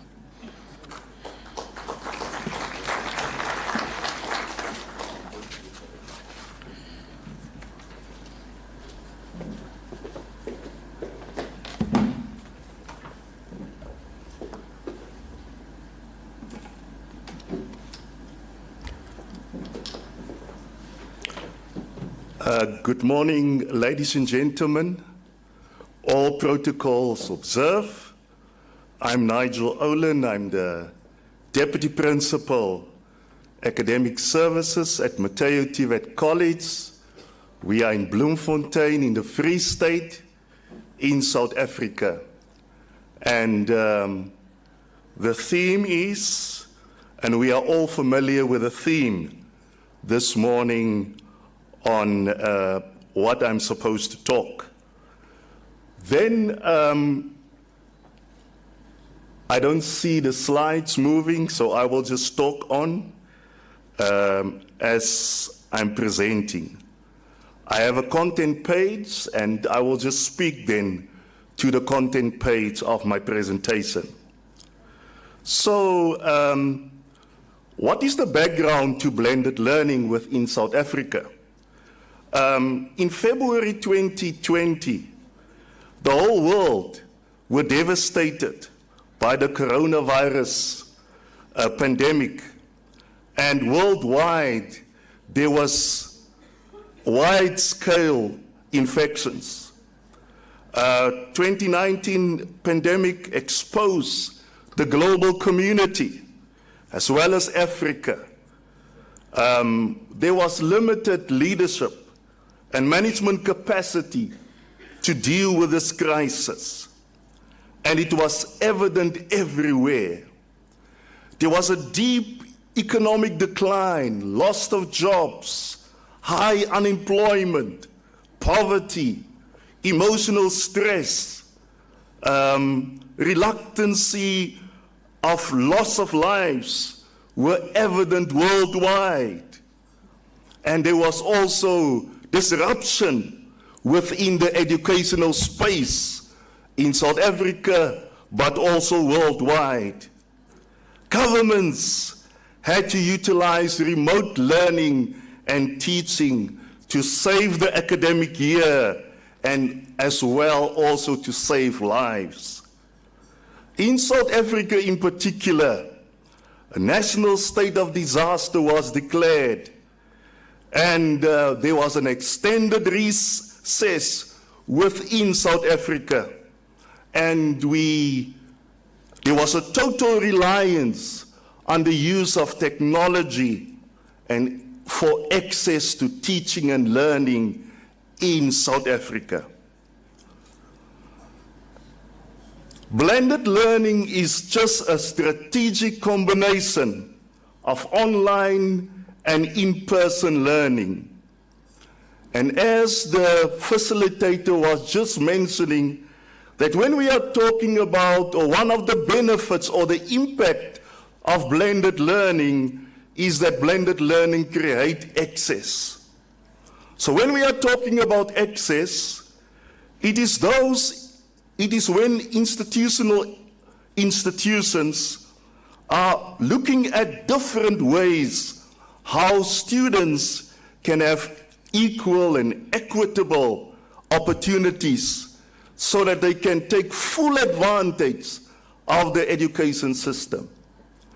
There was a number of studies that focuses on blended learning in South Africa and worldwide.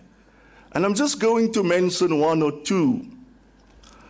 In a presentation by Gerda Magnus that was done in September 2021, she highlighted the following aspects as part of the findings that you will find in literature on blended learning.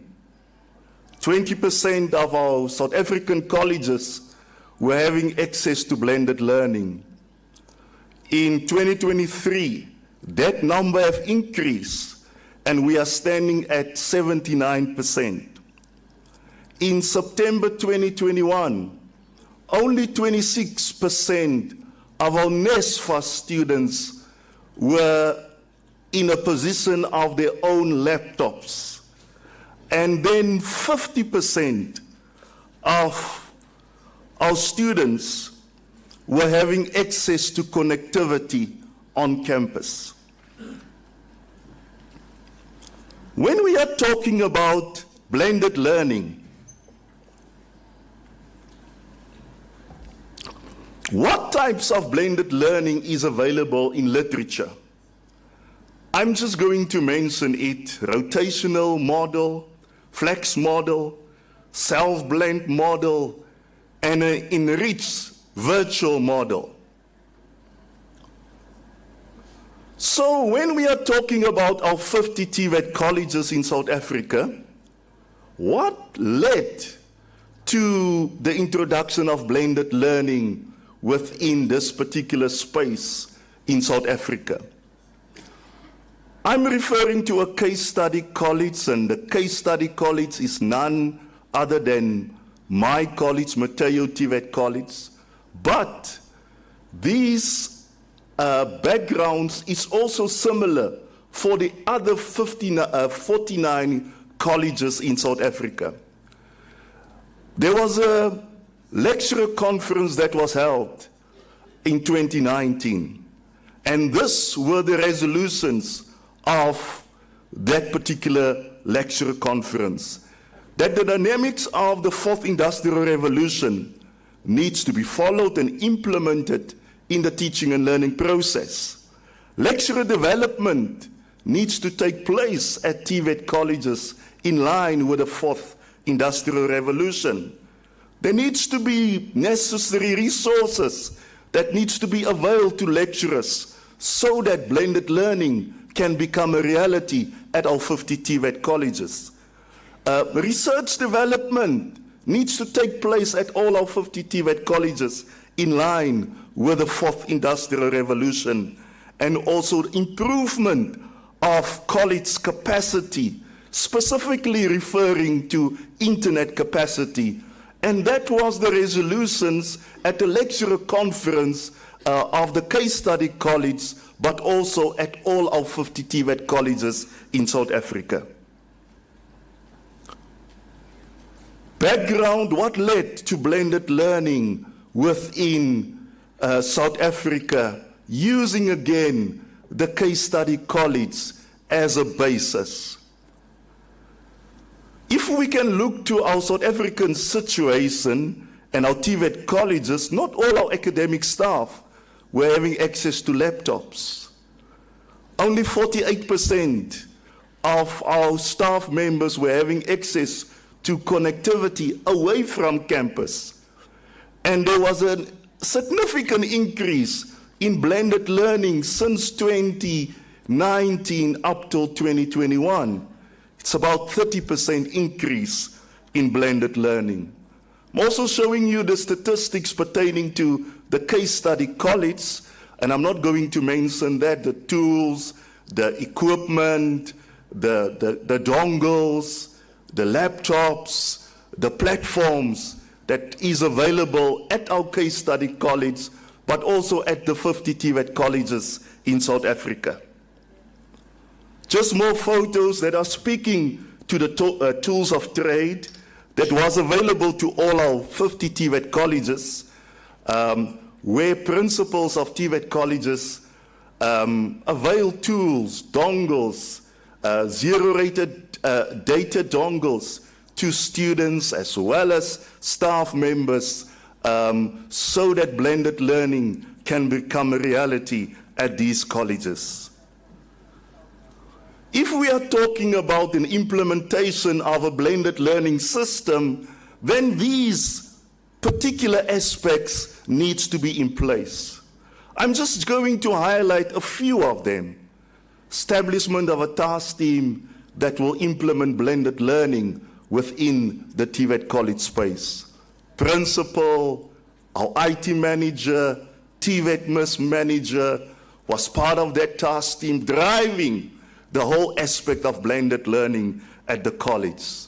Your policies needs to be aligned so that you incorporate the ideals of the fourth industrial revolution within your policies. You need to capacitate your staff members, lecturers, senior lecturers, head of departments, academic affairs staff, so that they are capacitated to implement blended learning successfully at your college. You need to strengthen your ICT capacity as a college, and that is what all our 50 Tvet colleges have done, but also in particular our case study college. Change management, I think, sir, you were mentioning that. When we do blended learning, change management needs to take place within the college. Your leadership, what is your organizational culture? Curriculum alignment, and also how do we incorporate technological advancement within the space, the Tvet college space. Just highlighting those few aspects. Post-COVID-19 implications. You need to do an assessment now of the utilization of your online teaching and learning platforms as a college. How many students are having access? Is your lecturers accessing your systems? And in our case, we were having monthly meetings where we held lecturers accountable and checking, are you utilizing the online platforms? And how many students are having access to your online platforms? We have said that one of the benefits of blended learning is increased performance of a college. And we have seen it within our 50 Tvet colleges that there was an increase in the performance of our colleges, and also in particular our case study college. Improve accountability and tracking of performance. You must hold lecturers responsible for the full implementation of blended learning within your college, and then also improve access with success. With other words, you increase your headcounts as a college, but also with that, you increase your performance as a college, and I have literature that I'm referring to in my slides. What are the benefits of blended learning within Tvet colleges in general at our 50 Tvet colleges? Increase success, reduce costs, improve quality. Quality needs to be improved as you have introduced blended learning within your college. And then also increase inclusion. Here I'm specifically talking to students that are differently abled. If you supply them with assistive devices, they will be able to access the blended learning space very effectively. So, as we were saying, that one of the benefits or the impact of blended learning is improved access. What strategies can we employ so that we can improve access? Mass teaching. You connect all your campuses through your virtual platform. The case study colleagues have 8 campuses. And through mass teaching, you can reach all your student populations through a virtual platform. You can also have an implementation plan for distance learning. And I think all our 50 colleges have implemented that. The SAPCO leadership have also developed an extensive expansion program so that they can increase our student numbers with 100,000. Then also the lecturer conference that you can also use as a way of improving access at your college and in South Africa as a whole. All our 50 Tvet colleges have also then have online lessons that we have developed as a way of to prove that this is how we are doing blended learning within our Tvet college space. Lastly, I'm just going to share with you a 1-minute slide of how blended learning can take place at the 50 Tvet colleges in South Africa, and this is what we are all doing currently. If we can share that clip quickly, it's a 1-minute clip, and then I'm going to sit down. Can we share that?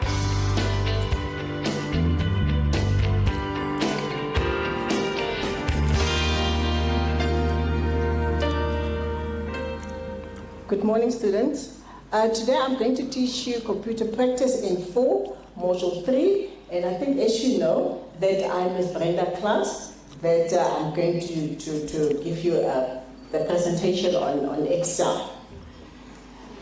After completion of the modules, you'll be able to demonstrate and to understand the principles of the spreadsheet, and also to be able to create, to save, and to open and how to print. Because this section that we're doing is only for the first section A.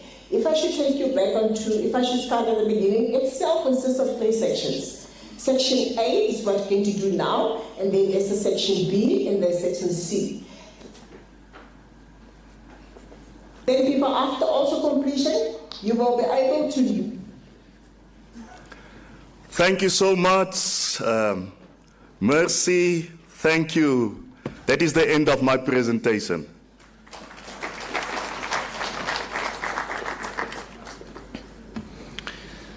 Thank you, Mr. Olin. I must admit, it was for me very difficult to ask you to wrap up because you're so passionate about what you're talking about, and you really did well. Thank you very much for that. For that presentation. Can I then ask the Brazilian representative, Professor Edson Luis Souza, are you available?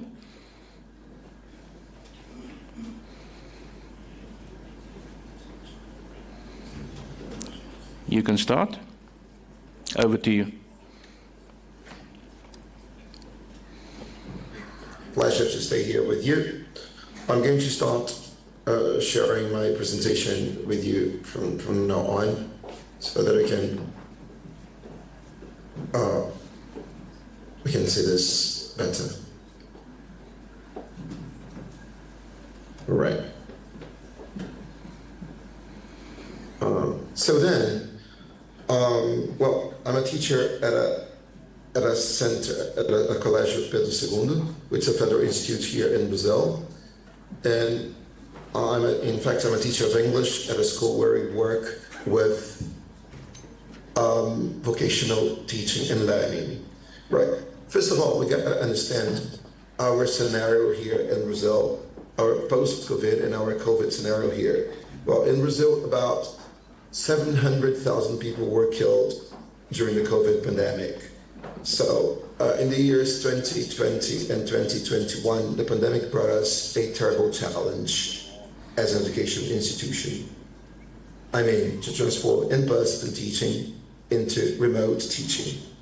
Because up to that time, we were just accustomed to in-person teaching. Remote teaching was somehow a kind of abstraction for most of us teachers. So it was terrible because those involved were totally unprepared for it, without proper tools or tech support. As a matter of fact, I might say that most of our students did not have necessary tools to get started, or when they had necessary tools, they did not have digital literacy. They were not able to work with those tools appropriately. So then we had a challenge, and on top of everything, no in-person human interaction was made possible. We had two groups of students. The vast majority that did not adapt and needed in-person teaching, and a minority that after 2 years adapted and realized that hybrid learning would be a possibility. As they restructured their lives around the new reality of study, virtual but in real time, synchronous, seeking discipline and organization. So as you can see, that was really a very, very tough time for each and every one. Once it was not really easy for anybody to go on. But then let's analyze these two groups and let's think about them. Let's see exactly the way they behaved, right? So we have to think about students' needs, because this post-COVID posed to us a really need in terms of education, a real need, and it's a different need from everything that I had seen before. It must be stressed without a shadow of doubt that the majority of the aforementioned students cannot be forgotten, and teaching them in person does not mean standing still. The pandemic has shown us that this group needs investment in digital literacy, not only for education, but for life. As it's been mentioned before here, digital literacy is really a key word, and it's really perhaps one of the key points to our success, and also to enable our students to go into the labor market. So we cannot forget to point out that during the pandemic, the government in office, Bolsonaro's government, offered a very tight budget to our federal institutes. Most of our federal institutes almost had no budget to help our students to get computers and laptops. As a matter of fact, the budget had been diminished annually since the previous government, which was President Temer, who was in office. At a time, more than ever, we needed the government to advance in providing internet access in the areas or neighborhoods where our students lived. We got to think that, especially here in Rio de Janeiro, at our school, Colégio Pedro, most of our students are evening students, and many of them live in high-risk areas where violence is always rampant. Digital training for personal and professional development was and still is paramount. And I just don't mean training, but I mean education, because here we can even establish differences between training and education. At first, at least training. So these skills couldn't and should not and should never ever be left behind or put aside, because as you could see, for some time they seem to be left behind. Our students need the government to advance in ensuring security around their schools so they can attend lessons, especially in the evenings, because as I mentioned before, most of our lessons are evening lessons. And they need the government to advance an internal infrastructure within the schools, for example, with increased investment in equipment because hybrid learning and teaching needs investment in equipment, structure, and technology. Besides, some external and peripheral infrastructure, such as significant improvement in public transport, should be implemented. Because we got to consider that most of these ideas and most of this implementation should not be a kind of implementation that is limited to the school setting. It's a kind of societal implementation focusing on our process of schooling. So the digital gap needs to be bridged, allowing education institutions to develop new technological skills in their students. These students, they need new technological skills. So we have here an audience to be reached, because part of this audience has not been reached, and this is what we could call group 3. There is an audience to be reached through hybrid learning. In hybrid vocational education, one may expand the educational scope, offer schooling to each and every single citizen, as our Constitution somehow states that each and every single citizen should have access to education, and somehow hybrid vocational education fulfills this role. We got to consider that if we're thinking about education as a whole, education should reach mothers who have no one to leave their kids whilst they are in school, people who live in high-risk areas and would like to study from home are to be catered for. Thank you, Prof. Can you please wrap up? All right. People without fixed working hours, people who currently face chaos in public transport. These groups mentioned above are some instances of those folks who might profit from hybrid teaching and learning. By no means is this potential audience to be forgotten.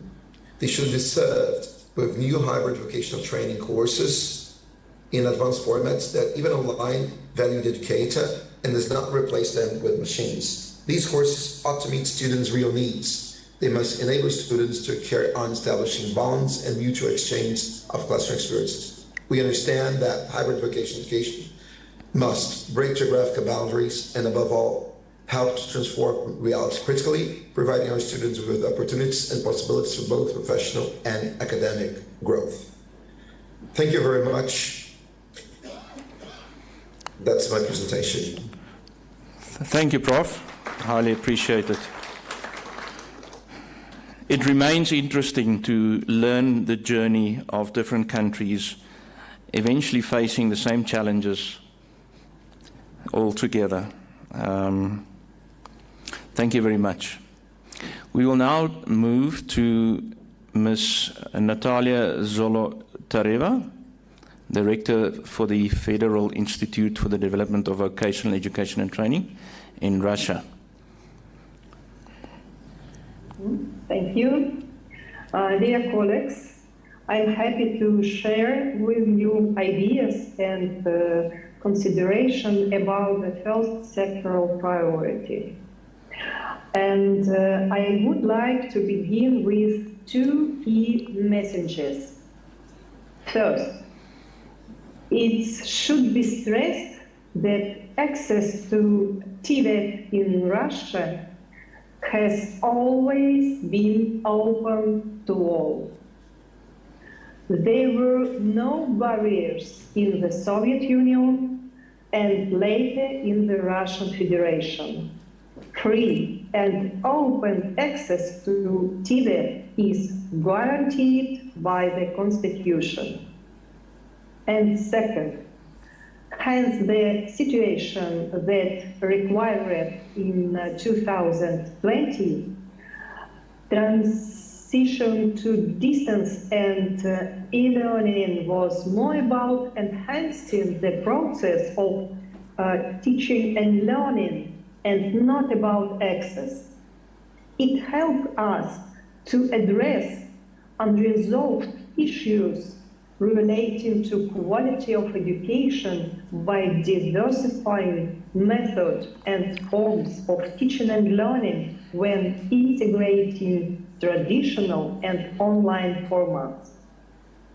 When the close down of Tvet schools happened in 2020, the first days of living and working in the new reality required speedy reorganization of the educational process, in which factors of technology acquired huge importance.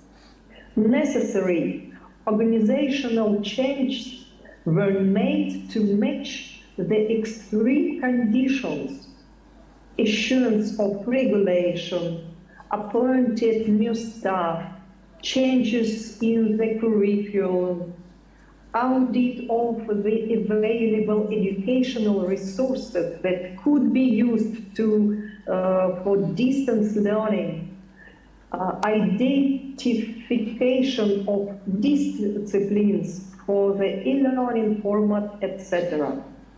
Special attention was given to accessing the technical capacities of students and their families. For example, computers, access to internet, etc. And to monitoring of interaction of teachers and students in the new situation, to working with parents who explain to them how their children will learn from home. A lot of done to help teachers to adjust to the new situation when classes became virtual and when a lot of technical problems emerged. The Ministry of Education launched a special hotline for teachers to help them organize the teaching process using to the maximum degree available resources.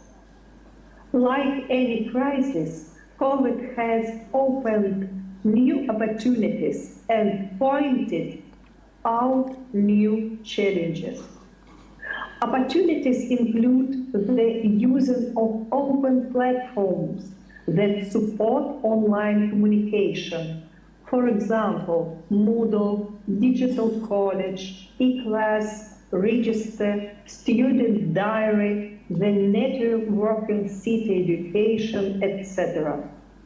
The second opportunity is the active using of social networks and messenger. For example, WhatsApp, Viber, etc. The major challenge is connected with the urgent need to create a new Tvet paradigm, blending traditional and digital form of teaching and learning and accessing students' competencies, as well as to help teachers to be up to the implementation of the new paradigm.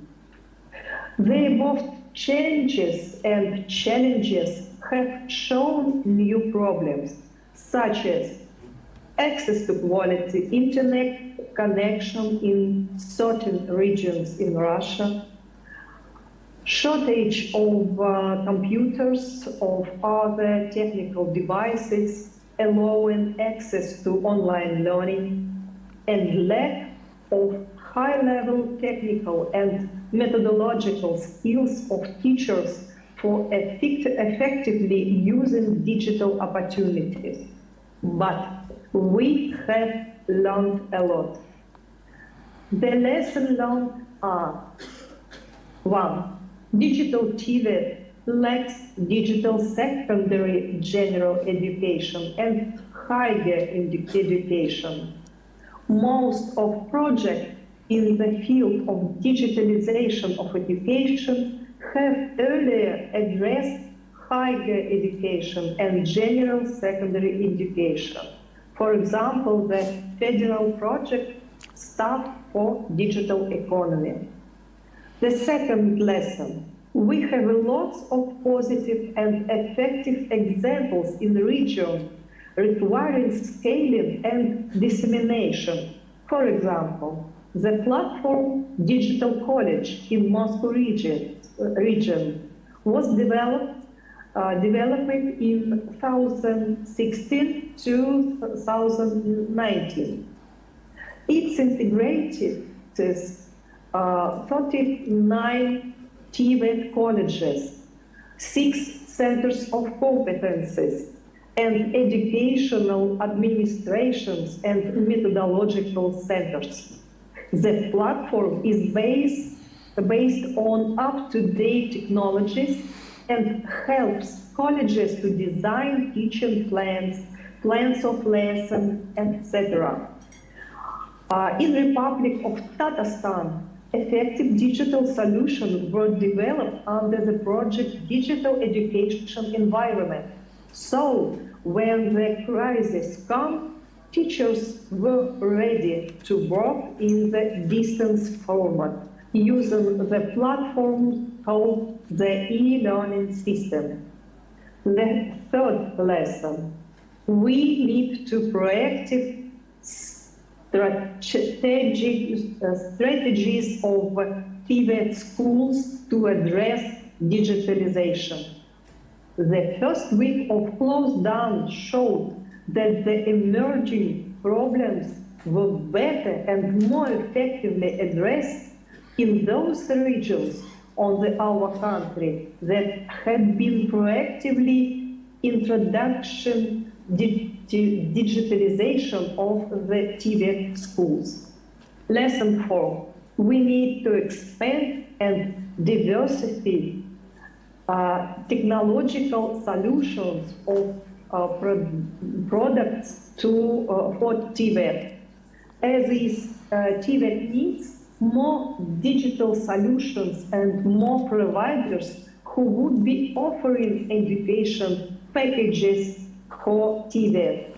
The demand now far exceeds the supply. Thank you for your attention. This is my speech. Thank you, Natalia. Highly appreciated. Quite detailed. Thank you very much. Can we go to the India representative, please? Is India ready?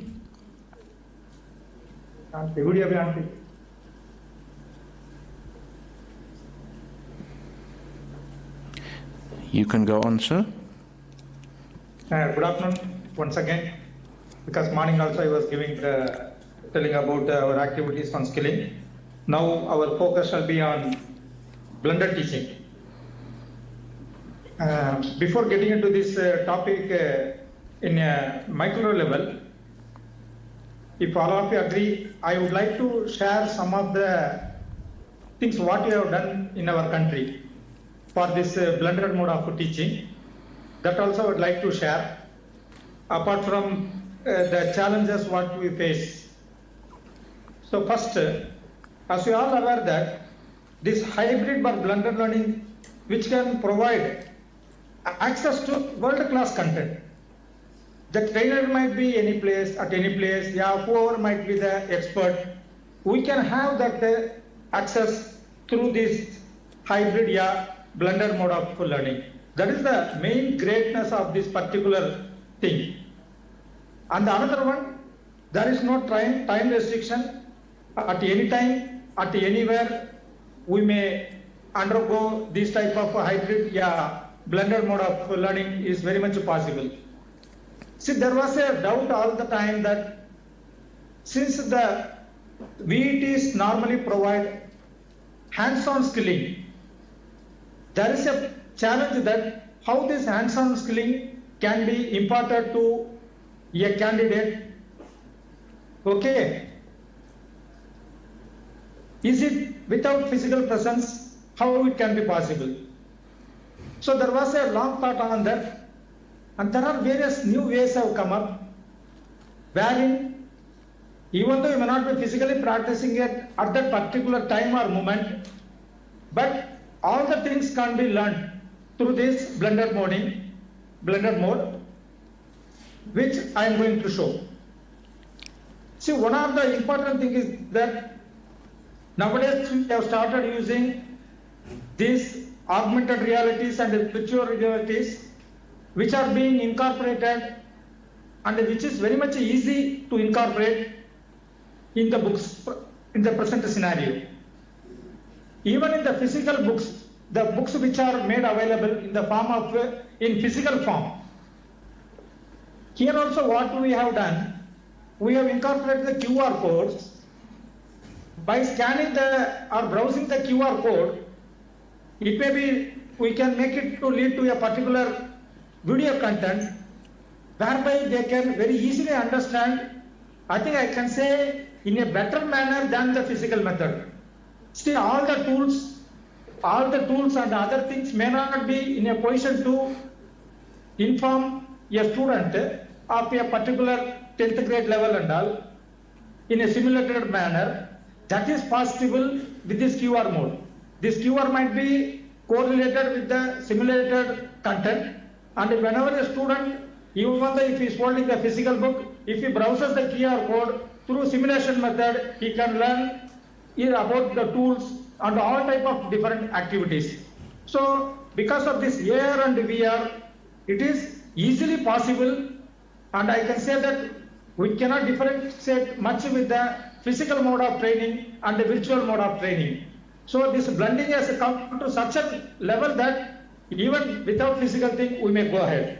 So thereby, I just like to say that even though it is a challenge, in some of the countries, it might be a difficult thing, but I can assure you that in our country, it has been completely blended mode has been implemented, and most of our books, I cannot tell 100%, because even though we have large number of trades, all the trades are not popular. Only some important trades will be taken by the candidates. On such subjects or the trades, we have all these type of AR, VR mode, QR based books have been made available. And the government of India, for this below poverty line people, all the things have been made available in the form of free this thing, and they all have been made available under a portal named as the Bharat Skills Portal. In Bharat Skills Portal, we can find all the, whatever I was telling, different type of learnings will be there. It can be accessed by anyone with a simple login. So thereby, I can say that only thing it is possible through this digital transformation. Without the digital transformation, this blender moding is very much difficult. So if you all permit, I'd just like to share one or two slides as well as one small video how our books have been developed. I think probably you might be also having, but still I wanted to share because this is the forum where we can showcase our activities also. You shall kindly permit us to share the screen.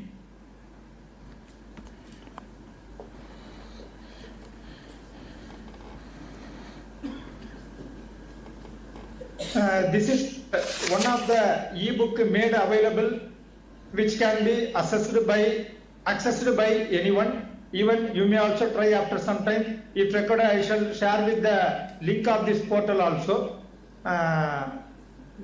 Yes, you can start from the beginning. Cross the you can scroll the books.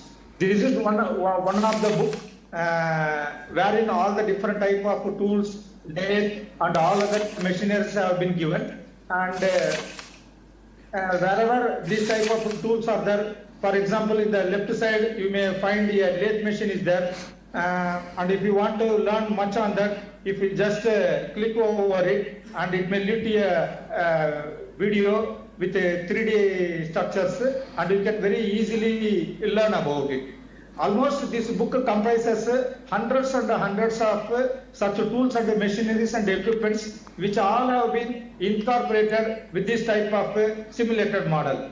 So this way we are completely overcoming the challenge. Only in the form of physical training only we may succeed. It is not so. It is only hybrid or blended. Both will be there. Sometimes we can go for physically also their presence, and most of the time we can go on this video mode also. This is one of the sample I am showing. And apart from this, as I was telling in the beginning, there are physical books along with the QR codes are available.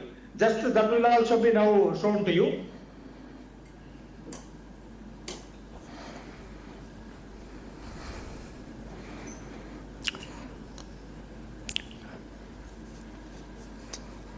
So this is one of the, in the left hand side you can see a little brownish thing. This is the physical book normally which may appear what we develop as on date in India. You may find the QR code over there. And if a person browses that QR code, at the other side you may get the relevant, what you call that, videos and troubleshooting methods. All related contents will be automatically populated. So this way we are using QR codes. And you might be finding one word called as NIMI, N-I-M-I books. I would like to tell little about it. In Government of India, through this Skill and Employment Ministry, we have two very big agencies are there. One, wherein we develop the curriculum, where all the research work, skill development, and training material, everything shall be developed. It is a curriculum developing agency. Central Staff Training and Research Institute. The other one is Dear sir. Dear sir. National Instructional Media Institute. Sorry, sir. This is the National. Can I please ask that you can I please ask that you wrap up, please? Yeah, please. Please wrap up the session. Yeah, over. So thank this is you. the way we are doing it. Thanks a lot. Again, we join in green please. Okay. Thank you. Thank you. I appreciate it. Thank you, sir. Very informative and on a micro level, a good example of the digital transformation and how it works. I love the fact that when you click a button, it sounds as if an actual page is paging. That's lovely. Thank you for the presentation. That is highly appreciated. I'm sure there's going to be some questions from the floor. Can we then go to Ms. Su Xiaodong from the Nanjing Vocational University of Industry Technology? Thank you, ma'am.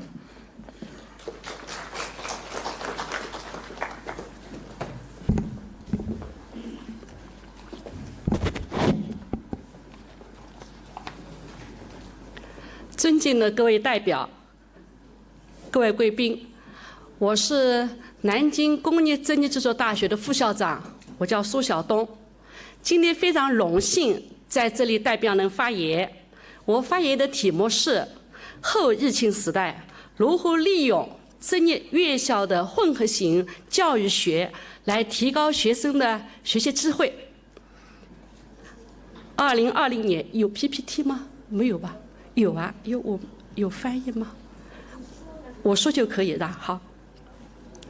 2020年新冠肺炎爆发后蔓延，以强制性的制度编切的方式，推动了传统学习向线上学习的全面过渡。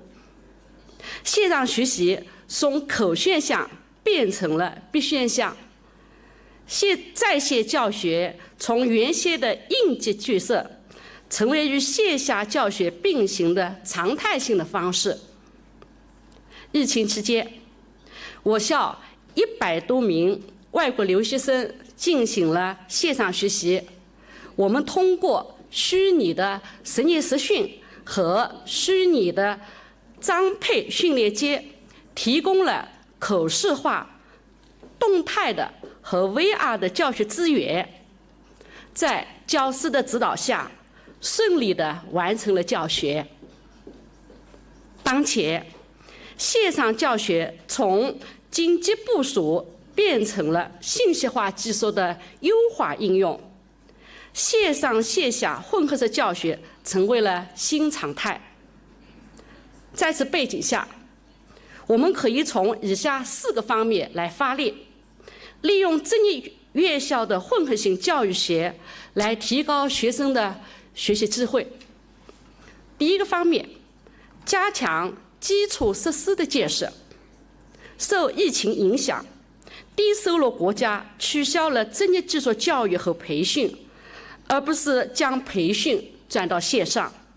数字化技术应用于教育，可促进教育的公平，但基础设施缺乏导致学习者受教育的不平等。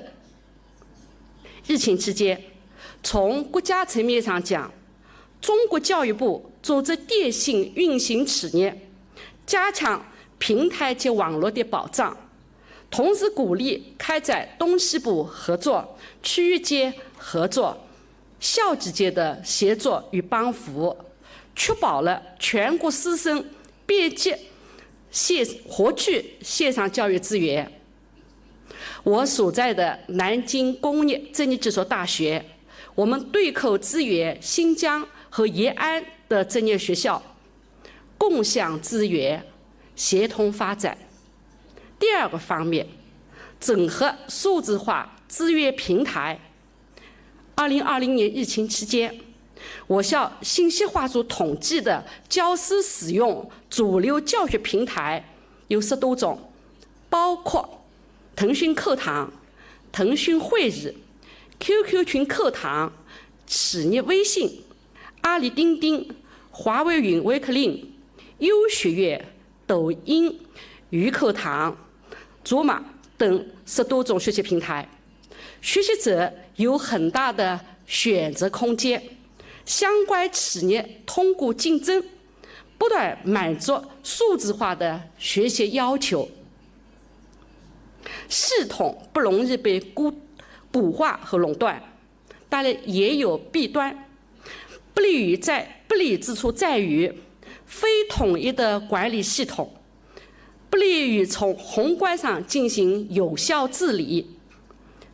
不同的系统在功能上、数据上不能相互共享，相互之间整合度低，某种程度上又形成了信息孤岛和资源壁垒。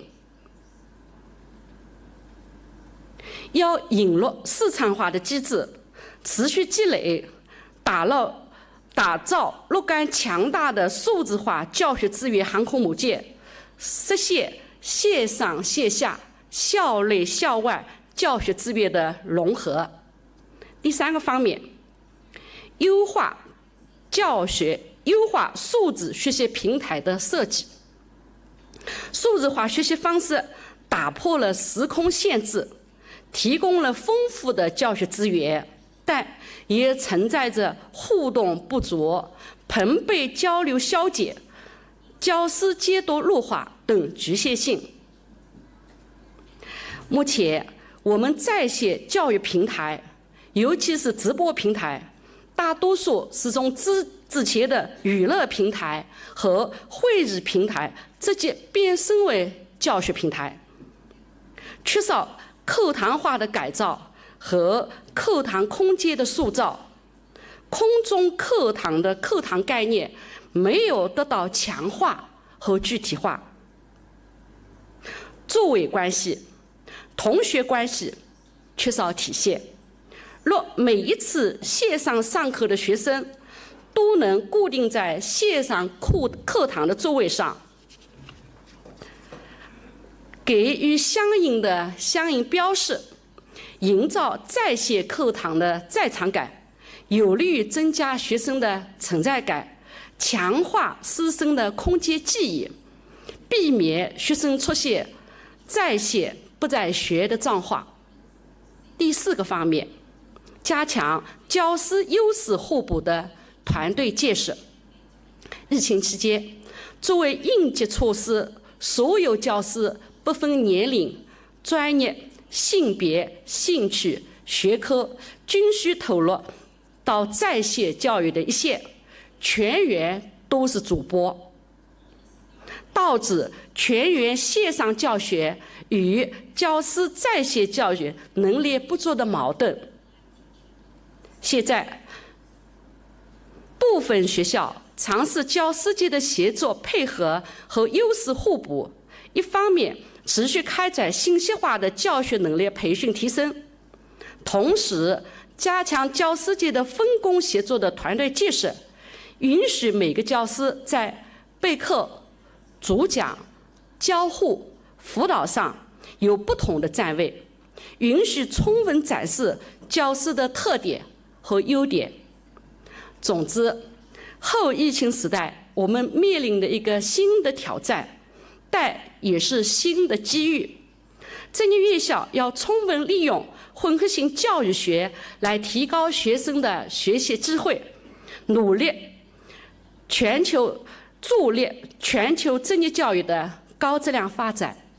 谢谢大家。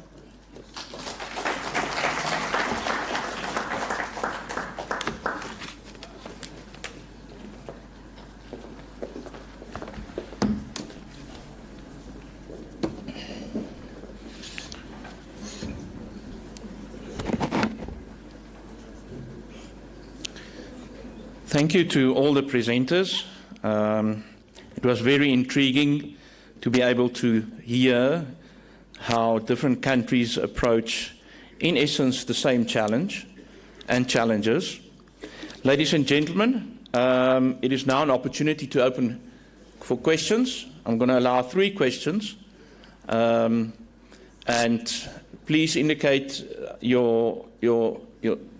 I see there's a hand at the back. Of course, when you raise your question, please introduce yourself and then also ask your question and indicate to whom you are addressing the question to in the panel member. Thank you.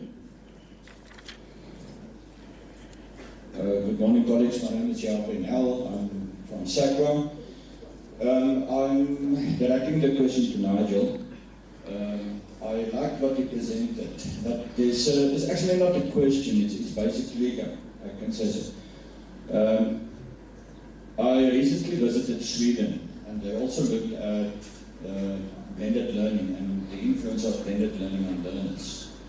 And basically that is, just to give you an example, is that they spoke about a 3-year training program where they said that if you look at blended learning, it's important to have learners in year 1, to have less blended learning in year 1, to allow for the socialization of learners as well as meeting between the lecturers and the students.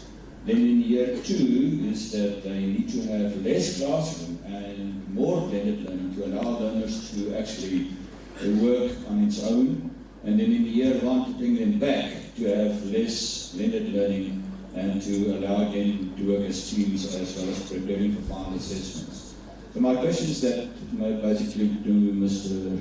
Nigel is, that you look at something like that, what's the influence of blended learning on the learners itself? And not on how you implement, but what is the influence of that for the learners and looking at socialization as well as the succession studies? Thank you. Okay, thank you, Mr. Nell. Next question. Thank you, yes, sir, at the front.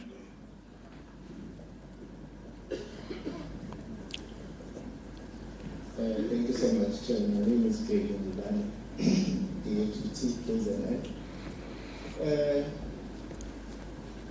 So you are constricting me when you say I must direct it to somebody.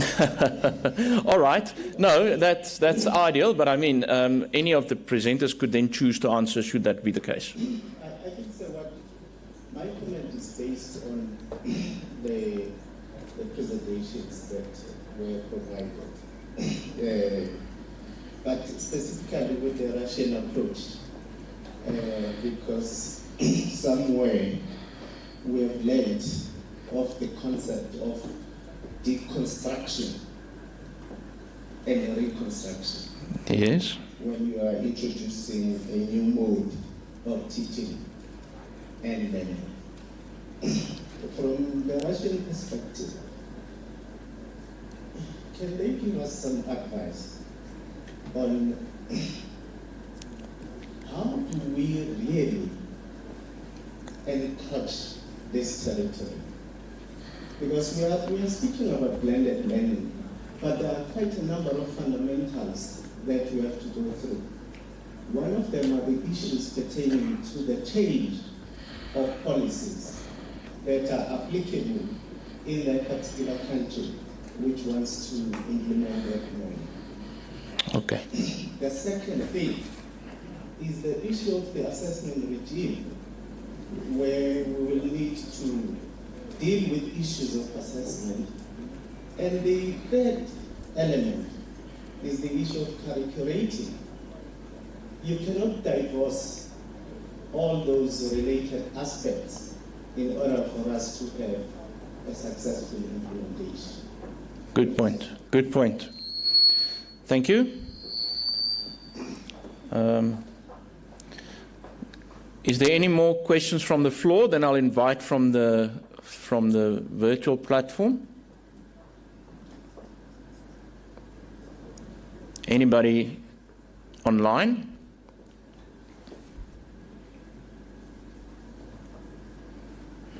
I don't see a hand. Thank you. So we've got one question from Mr. Nell addressed to Mr. Nigel. Basically 3 questions from Mr. Ngubeni addressed to the Russian presenter. Let's start with your answer. You can press the button there.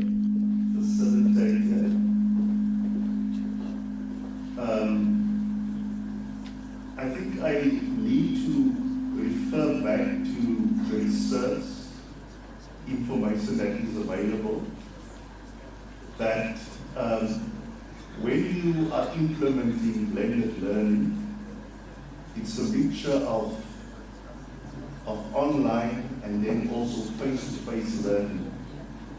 In other words, yes, there is components of online learning that is available, but also the student also comes in contact having physical classes that is available.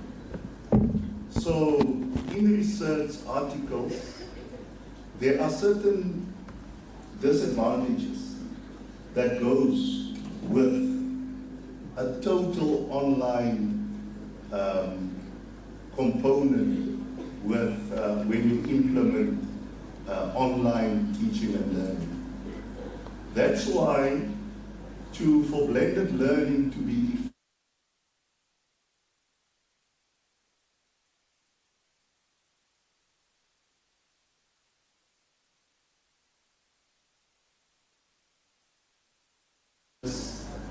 an online support system, and then also physical social workers that is available to support that student with some of the issues, sir, that relates with social interaction.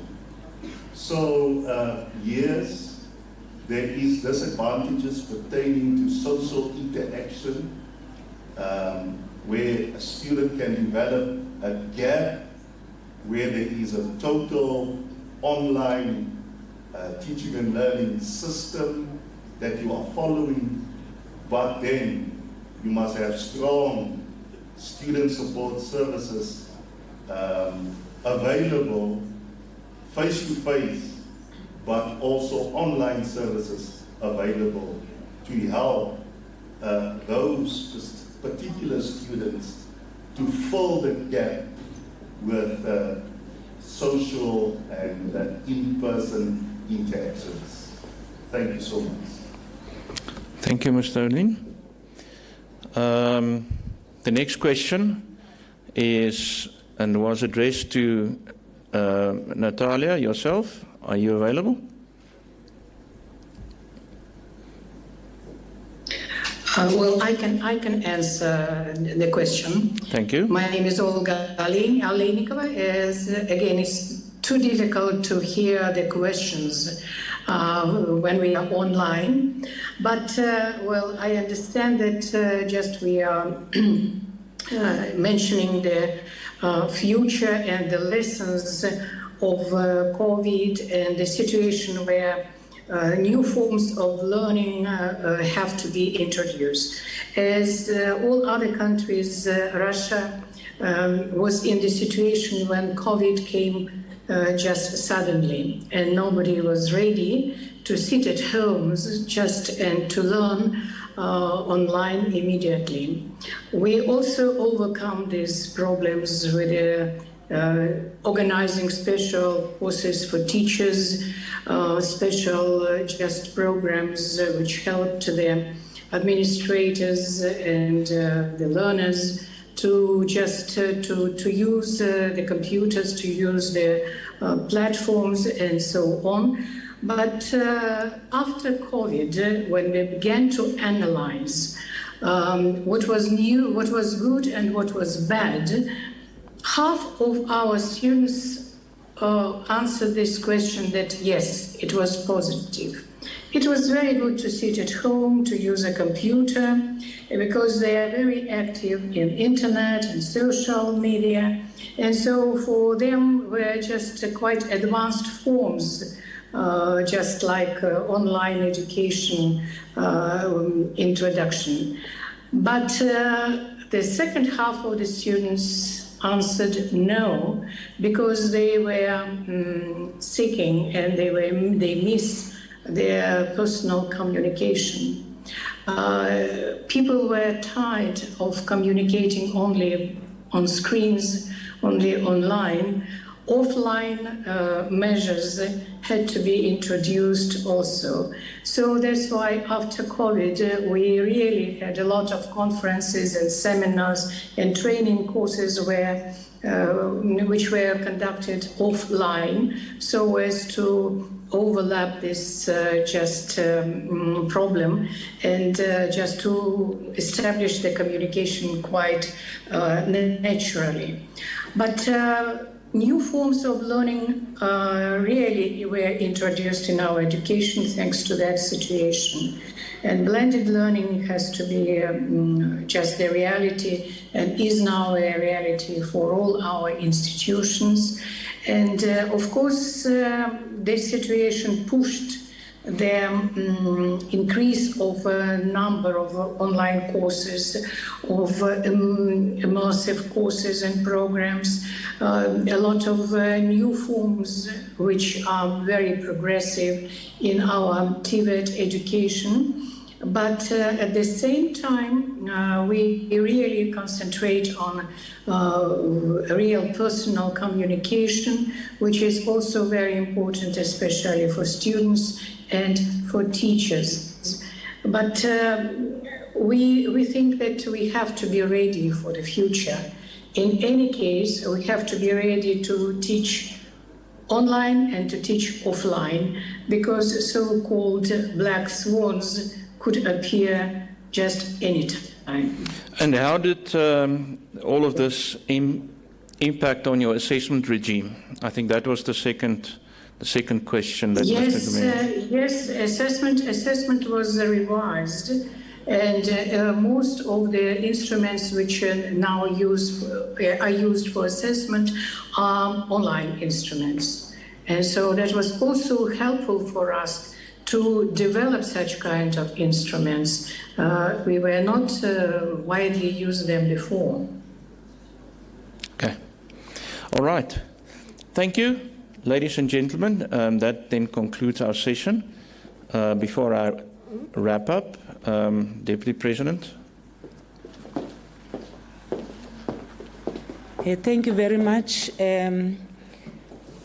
to all delegates. I also greet you. We are now going to do the presentation of gifts. Just to say thank you to our presenters and our facilitator today. They have done a very great job. It's not an easy one, especially when it is international presentation. Can we then give them a round of applause whilst I'm giving them gifts? Thank you very much.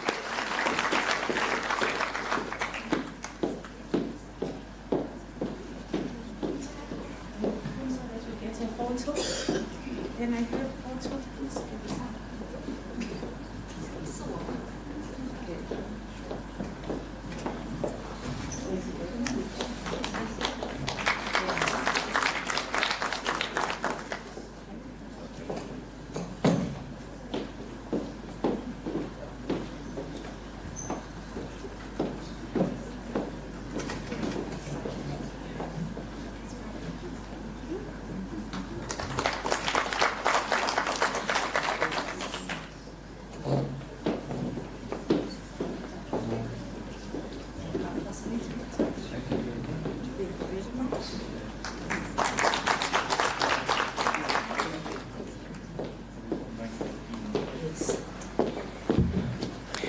Thank you very much. You can also now have time for tea.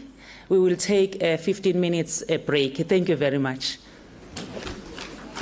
Thank you very much. Yeah. What time is it now? It is now, let's check the 11:53. It's now 11:53.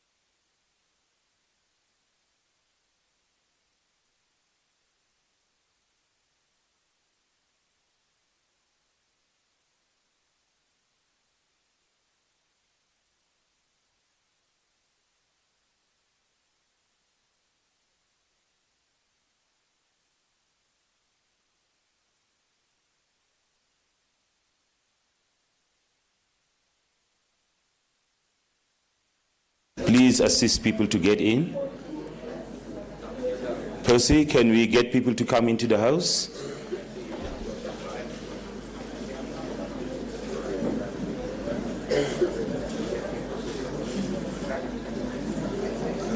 Precious, can we just get them into the house so that we can start the session? We are already 20 minutes late.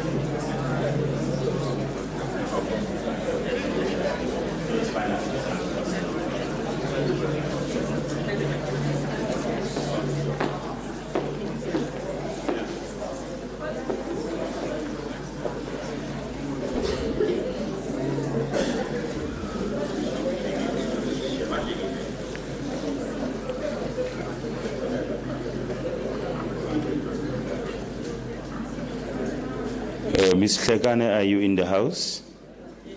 Where is she? Oh, yeah. If you are in the house, I think we can start. I will immediately hand over to you to take us through the program, the next session. Thank you very much. We can give her a round of applause as she's ascending the stage.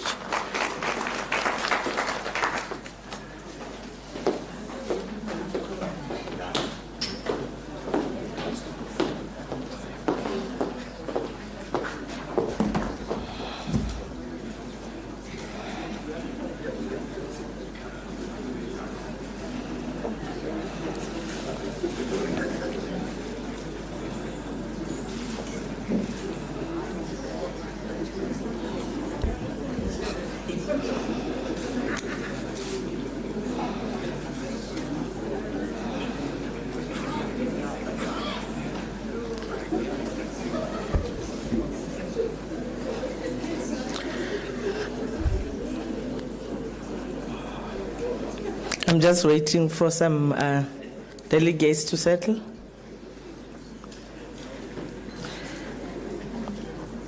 Greetings to the House, especially the Brics members from China who are here physically, and greetings to other, BRIC members countries that have joined virtually.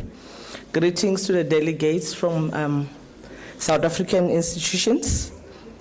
Greetings to the DHET senior officials that are here with us. I also saw the Tvet CGC and also the SAFETs and other structures that are here. It's safer to say all protocol observed. My name is Basan Klekan, the principal of Bembe Tvet College in the far north. My role is actually so simple. I'm here to actually deal with a topic that has to do with green skills. As today and earlier on, we were told that skilling for growth, development, and poverty reduction through vocational education and training. And mine is going to talk about what role can green skills play in vocational education and training. I can tell you, while one was sitting, in my mind it was always saying, what role can vocational education and training play in green skills? And only when I was done with what I was preparing and I said, no, it sounds like it's vice versa. What am I saying, actually? But when I look at it, it's actually the same. So I just want all of us just to look at it where it says, what role can green skills play in vocational education and training? But I'm also posing the same question, what role can vocational education and training play in green skills? I've actually taken time to just do an overview to say what are we talking about here. I'm failing to read my own screen. The focus here will be the ecology and climate change. We're talking about the socioeconomics, energy, Brics studies, and also water resources and pollution treatment, food security. We are talking about those. Few things that I'll highlight. Firstly, green skills are those skills needed to adapt processes, services, and products to climate change, and also the environmental regulations and requirements related to it. If we want to define what are green skills, it's actually training of skills that its approaches is to ensure adequate resources utilization, reduce waste, energy conservation, and also environmental degradation, cost reduction. These skills include knowledge, abilities, values, and attitudes needed to live in, develop, and support sustainable and resource-efficient society. Vocational education and training institution and skills training initiatives plays a significant role in developing human and societal capital, but also knowledge and experience for sustainable societies and greener economies. Green skills can modify vocational education and training behaviors and activities with the aim of matching them up with a broader principle of sustainability and economically, socially, and environmentally responsible. Tvet institutions or VET institutions, as they are focused much on bringing skills to the young communities. Active members of the green economy, resulting in increased human well-being, social justice, while reduce environmental risks and ecological scarcity. Sorry, my screen is not moving. My gadget is frozen. Can I be allowed to change into another one?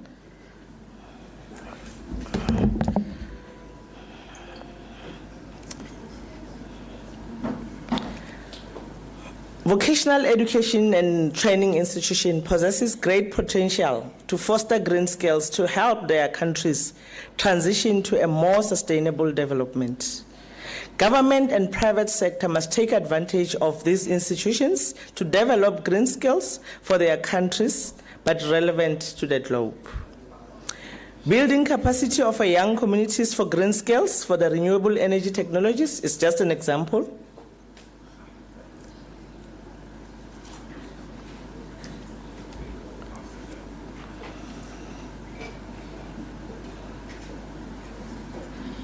This one is frozen again. I don't know.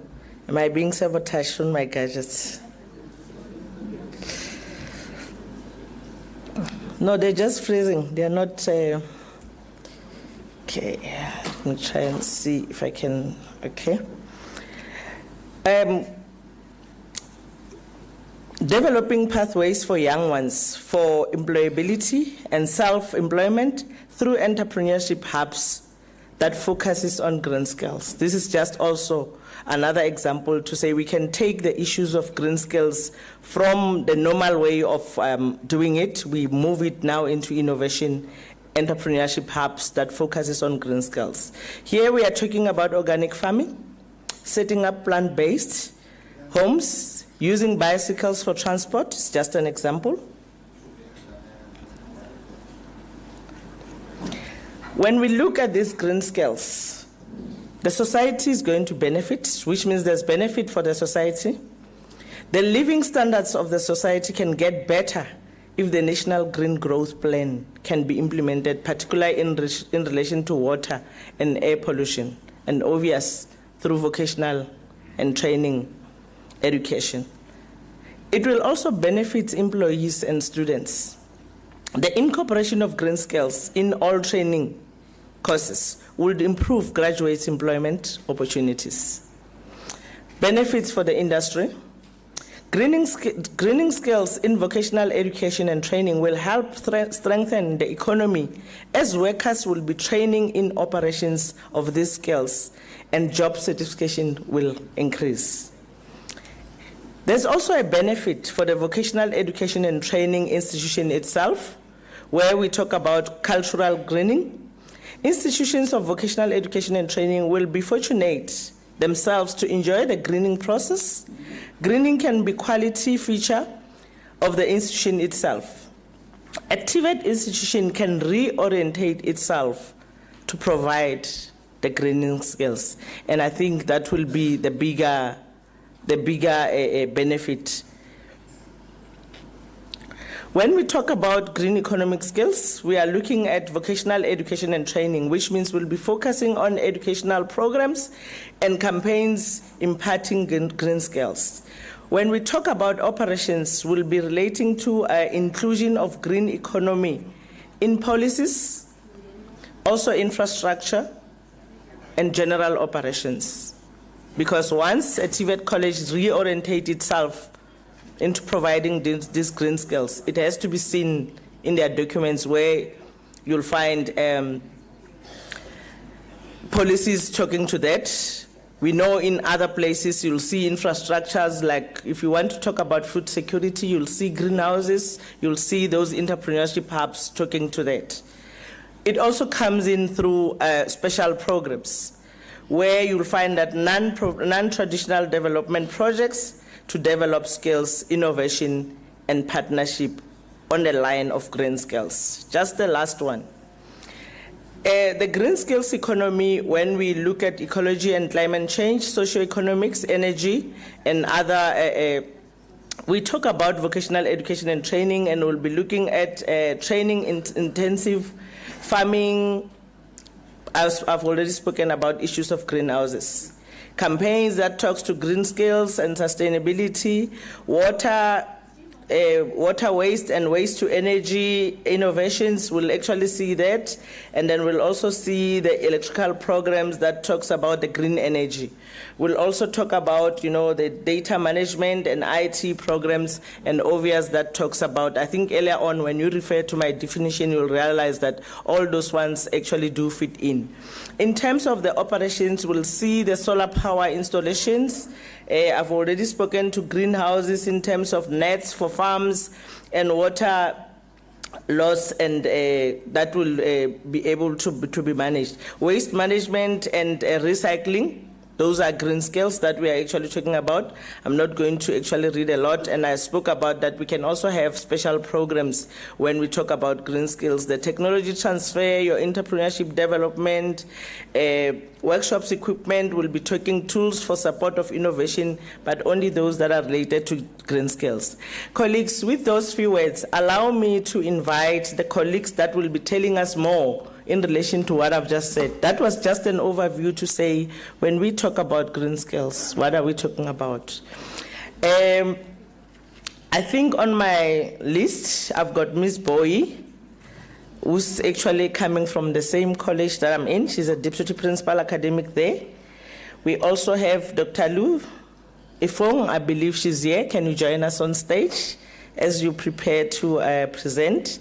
We will also have I think Ms. Marayova also who will actually join us in presenting. I'm not sure if she is actually in physically or online, and we'll also have the other 2 countries that will be joining us. So I'll just request that as Ms. Boy has arrived, she prepares herself. I believe the presentation has to be, I'm going to give you only 5 minutes, and please answer my question. What role can green skills play in vocational education and training? And if you have prepared other things, we'll be gladly to have them in your presentation, but only focus on those that will be answering my question. Over to you, Ms. Boy.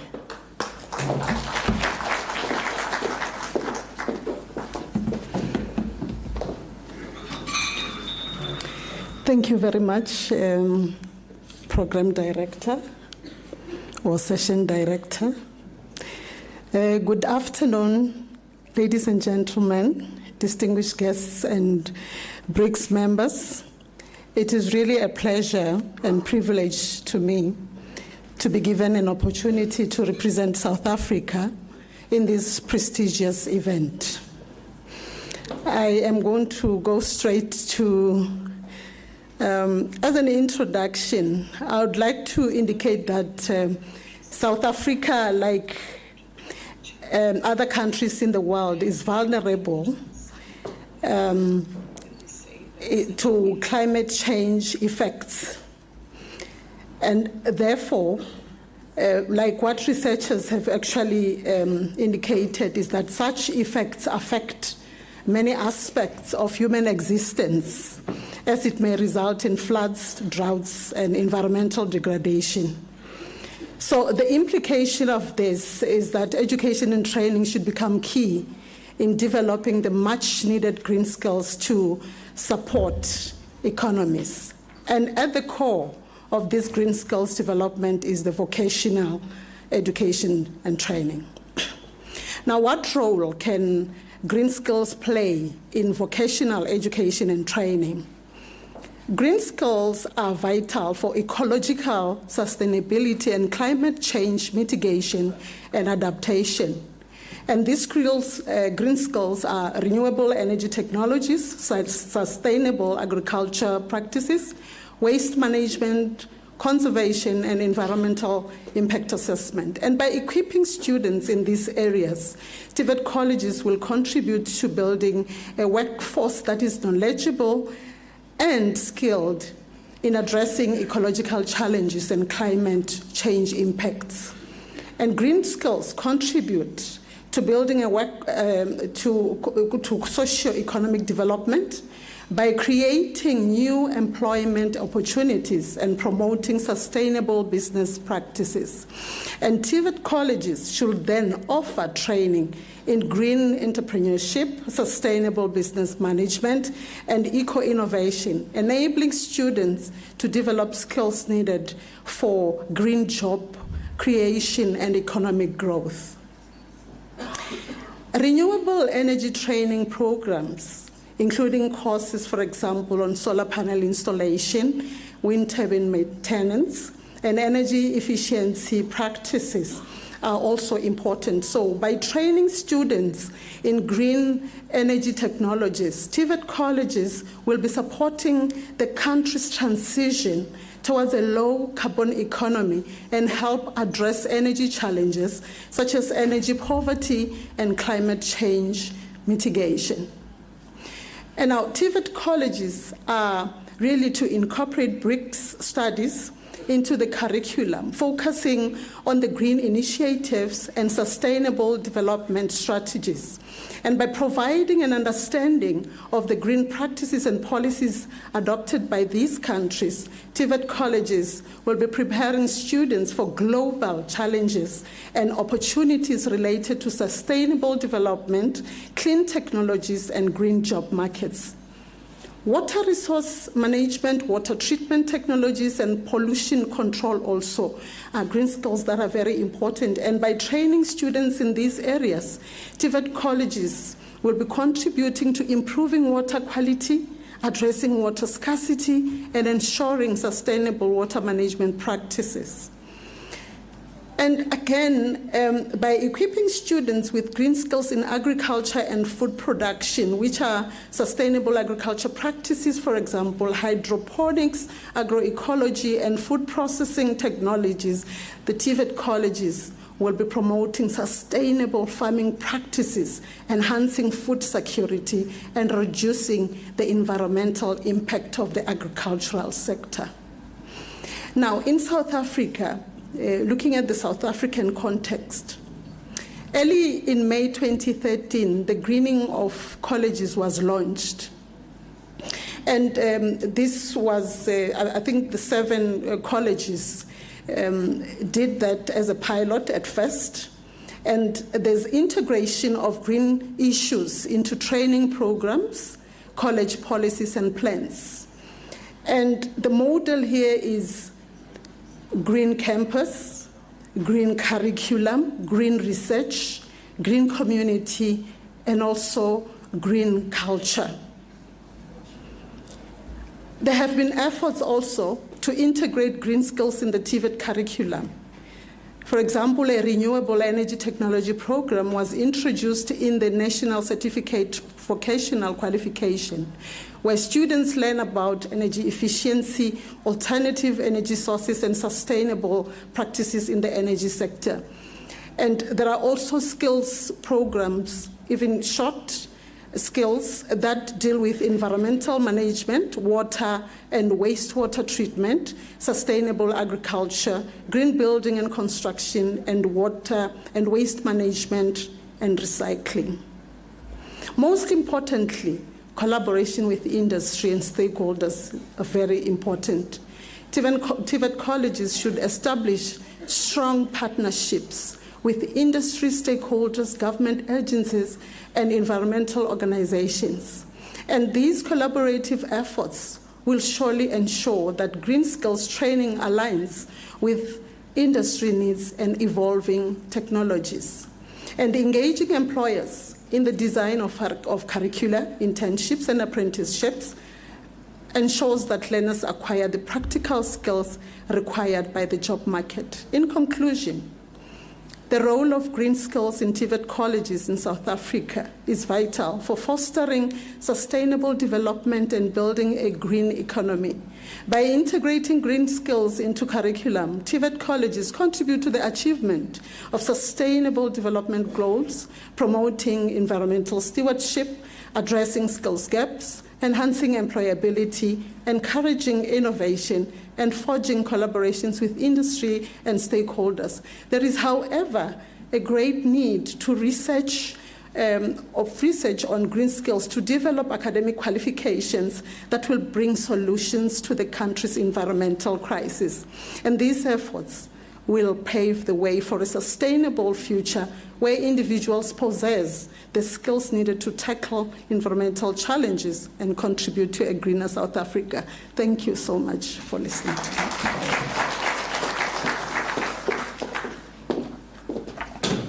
Thank you very much, Ms. Boy.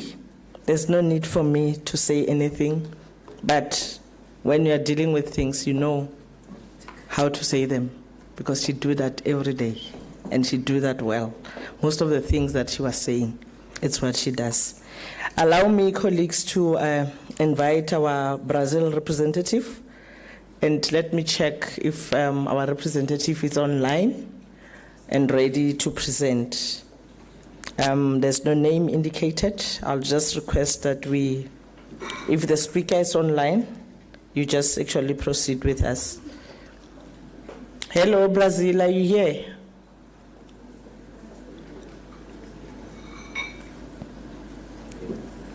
Hello. Hello. You can proceed. Thank you. Yes, we can hear you, sir. You can proceed. Yes. Just a second, please.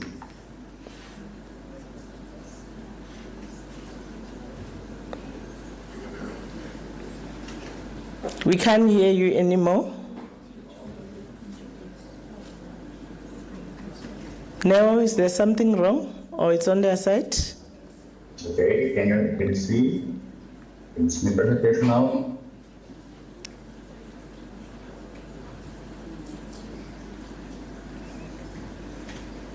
Okay, hello colleagues, my name is Leonardo. Unfortunately, our colleague Rogério Atem, who would be responsible for this presentation, had to leave and I will replace him now. So the theme is, what role can green schools play in vocational education and training? So, let me presentation Rogério. Rogério has the actual position Technological Innovation Director, Innovation Hub since 2021, professional at Fluminense Federal Institute since 1996. Has academic education, doctor and master in production engineer, bachelor in informatics. Has a professional experience researching in the National Council for Scientific and Technological Development. Startup mentor, working with open innovation since 2022. So, talking about sustainability, the triple bottom line, TBL, or the three leadership stool, environmental, social, economic. So the triple bottom is based on these three bases: environmental, social, and economic. What are green skills? After hard skills, technical skills, and soft skills, behavioral qualities. Green skills have been gained prominence in selection process. Moving towards a low carbon economy is requiring the creation of millions of green jobs, which are carried out by people with knowledge and concern about sustainability. As the name suggests, green skills are the skills necessary to carry out work in a sustainable form. Green skill areas: renewable energy, energy efficiency, sustainable agriculture, waste management and recycling, green building and construction. Green skills in TVET are strong drive for moving. So have horizontally through different streams of knowledge, vertically through different levels of training, up and down. So has some initiatives in Brazil. The Federal Institute Fluminense Innovation Hub. We have horizontal integration, has aerospace, automation, architecture and construction, chemistry, computing, electric and electronics, environmental, mechanics, telecommunications. And vertical integration, vocational, graduation, post-graduation. We have a collective work environment, collaborative and interactive working environments, no physical or knowledge walls, obvious exception to hazard wires. As a countryside, green area for experimenting and experience. So Brazil and our innovation hub is recognized by UNIVOC as a promising practice, sustainability and innovation for TVET in 2019. Recognized by Economic Commission for Latin American and the Caribbean, best case, science and education, big push for sustainability in Brazil, best case, science and education, big push for sustainability and jobs during the pandemic in Brazil 2021. Thank you very much. This is the presentation from Rogério Atem that could be leave from this presentation, as I told in the beginning. Thank you very much.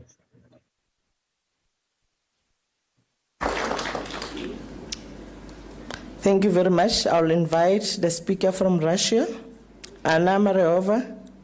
If you are online, can you say hello and proceed?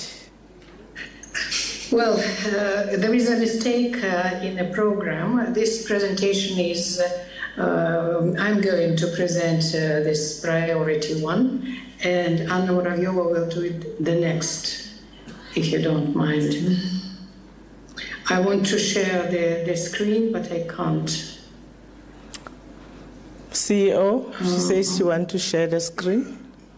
Can you help me just to allow?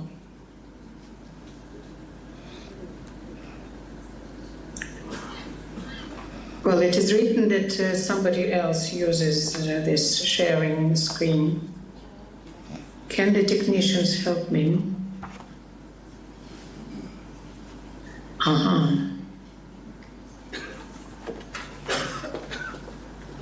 Okay, good. My name is Olga Leinikova. I already introduced myself. I am the director of the Center for Tvet Studies and also the director of UNESCO UNIVOC Center in Russia. So the topic of green skills is on the agenda in Russia for many years, and it is as important as for any other countries, including those which are represented here. The overall context which we take in mind speaking about this topic is that the need for green skills and competencies started very early. We had the first signals from our government in 1996. There was a concept of transition for sustainable development was adopted, and that document gave us the real outlines and streamlines just of what has to be changed in the economy, in education as well. And after that, a lot of new documents were followed up on a very high level. We also had clear signals from enterprises and companies, because practically all of them are involved in ECG transformation.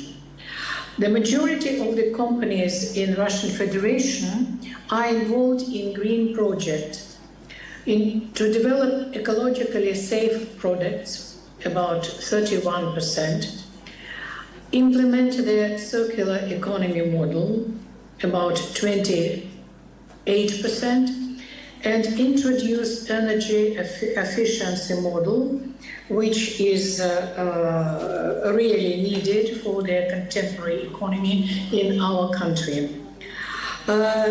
We also have to mention that there is a fact that occupations relating to environmental and sustainable development are increased. And the demand of such occupations are increased because the companies began to use it. And the companies began to be interested more and more in greening economy. As for the greening Tibet, we also have to mention that we have a lot of documents already adopted on the national level, which deal with the strategic goals of the Russian development as a sustainable development and the economy on the new approaches concerning the greening economy. So several documents were produced for education as well.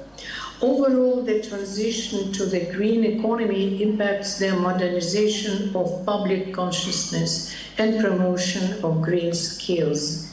Education institutions are involved in reducing the carbon footprint from their activities.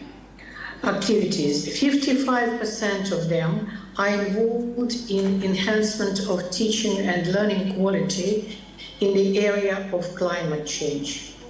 60% are contemplating or have started teaching green technologies and using green skills in their operation. Green skills schools and colleges emerge that addresses waste management, rational use of water, energy saving.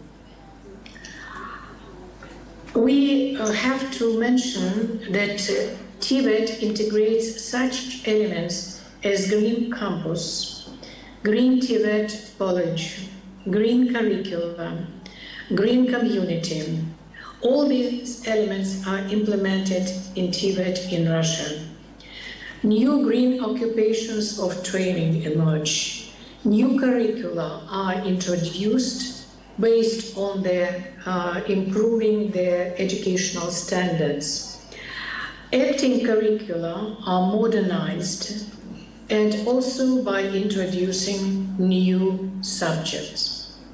A new key competence has been included in the federal Tvet standards to contribute to preservation of the environment, to energy saving, to apply knowledge about the climate change in practice, and so on. So green skills are always on the agenda on any educational level, and we have to just tell that they are formed by means of traditional disciplines, as they are, students' project activities relating to environmental protection and to creation of ecologically safe products. Enhancement of students' practical training periods, and also competitions, fairs, quests, and so on. If we speak about the future, what has to make the development of green skills more sustainable? We have to speak about fostering teachers' green skills. Sometimes this is a huge problem. Theoretical research in the field of ecological education to back up practical steps. Enhanced green component in the federal Tvet standards. Effective ways of fostering green culture. And stronger role of Tvet in the greening skills of the employed population. So in conclusion, I have to say that greening Tvet plays a great role among all levels of education in Russia, as Tvet is more practical oriented, it is more applied, and is more connections with enterprises and economy than any other levels of education. So we take it very seriously and are going to work in this field just in the future. Thank you.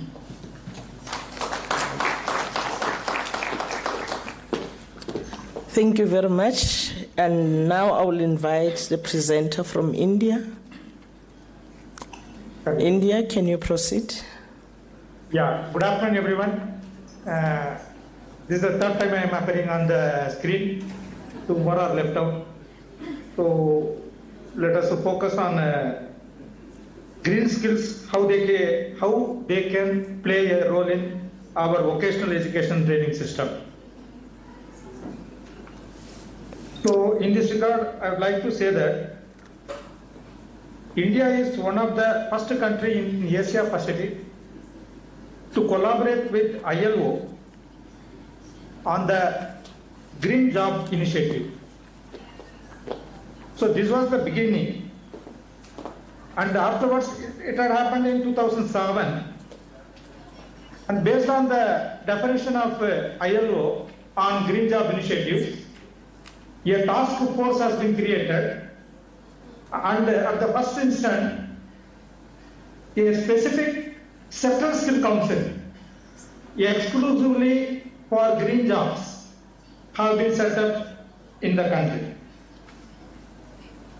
Afterwards, we thought of picking up professionals called green skilled professionals, who are the individuals with the knowledge and the skills to develop and implement sustainable technologies and practices in the industries. And these green skilled professionals really have the expertise in renewable energy, waste management, and sustainable agriculture, apart from other domains. Apart from this, our country has got very ambitious green goals. In accordance with this, our Honorable Prime Minister, Sri Narendra Modi ji, announced in the year November 2021 that the country should aim to reach net zero emission by 2070.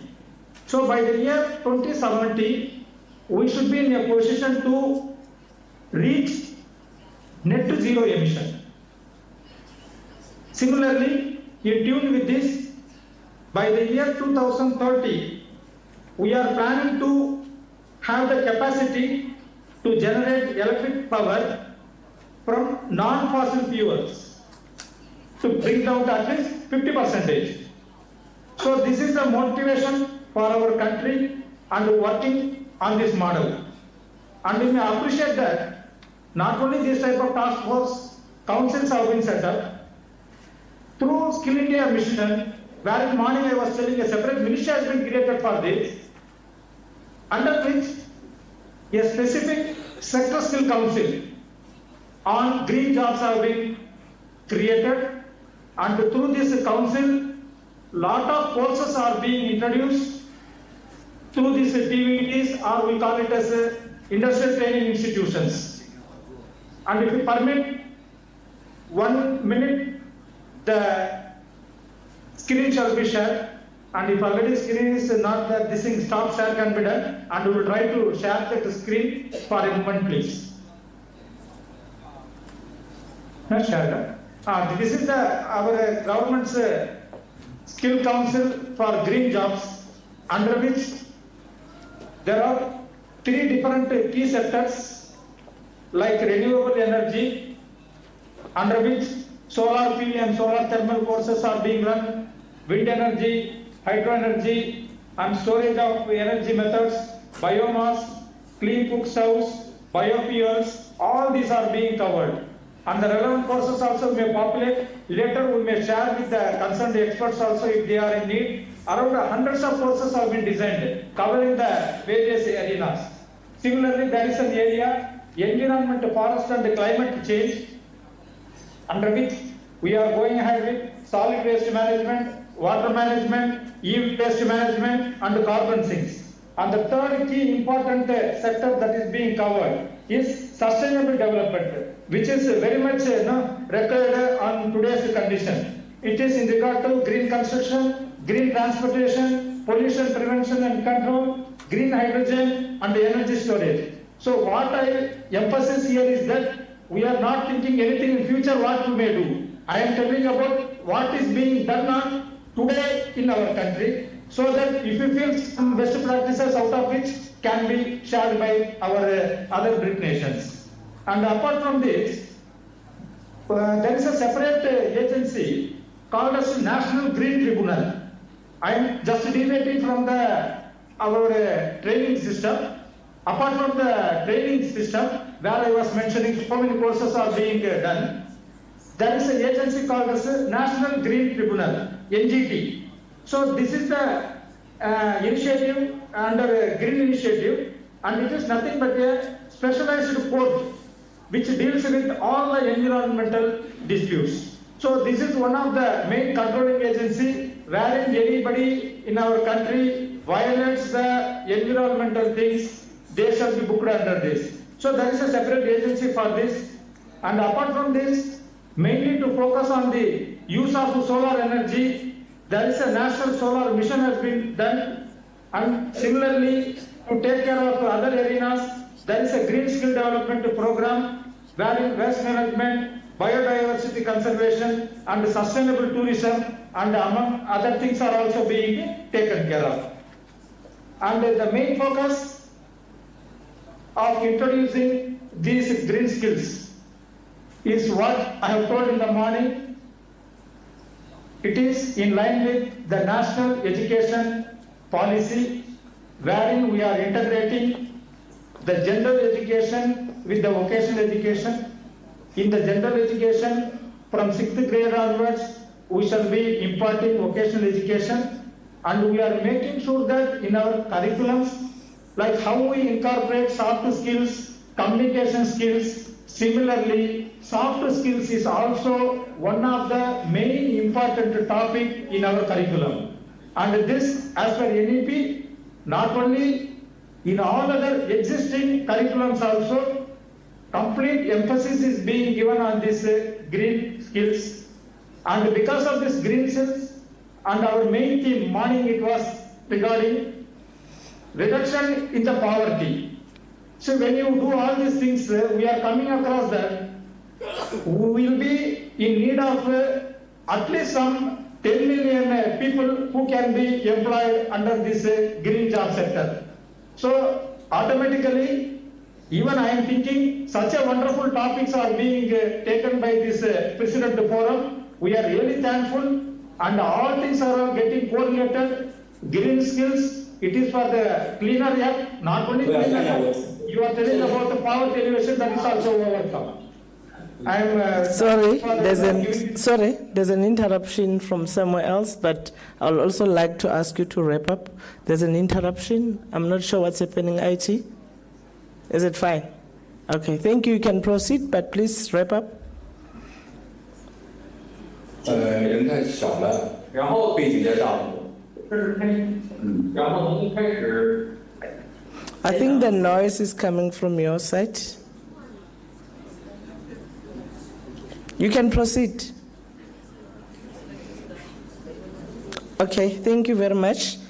Let me invite the speaker from China, Dr. Lu Yifeng, which is actually with us physically. Over to you, ma'am.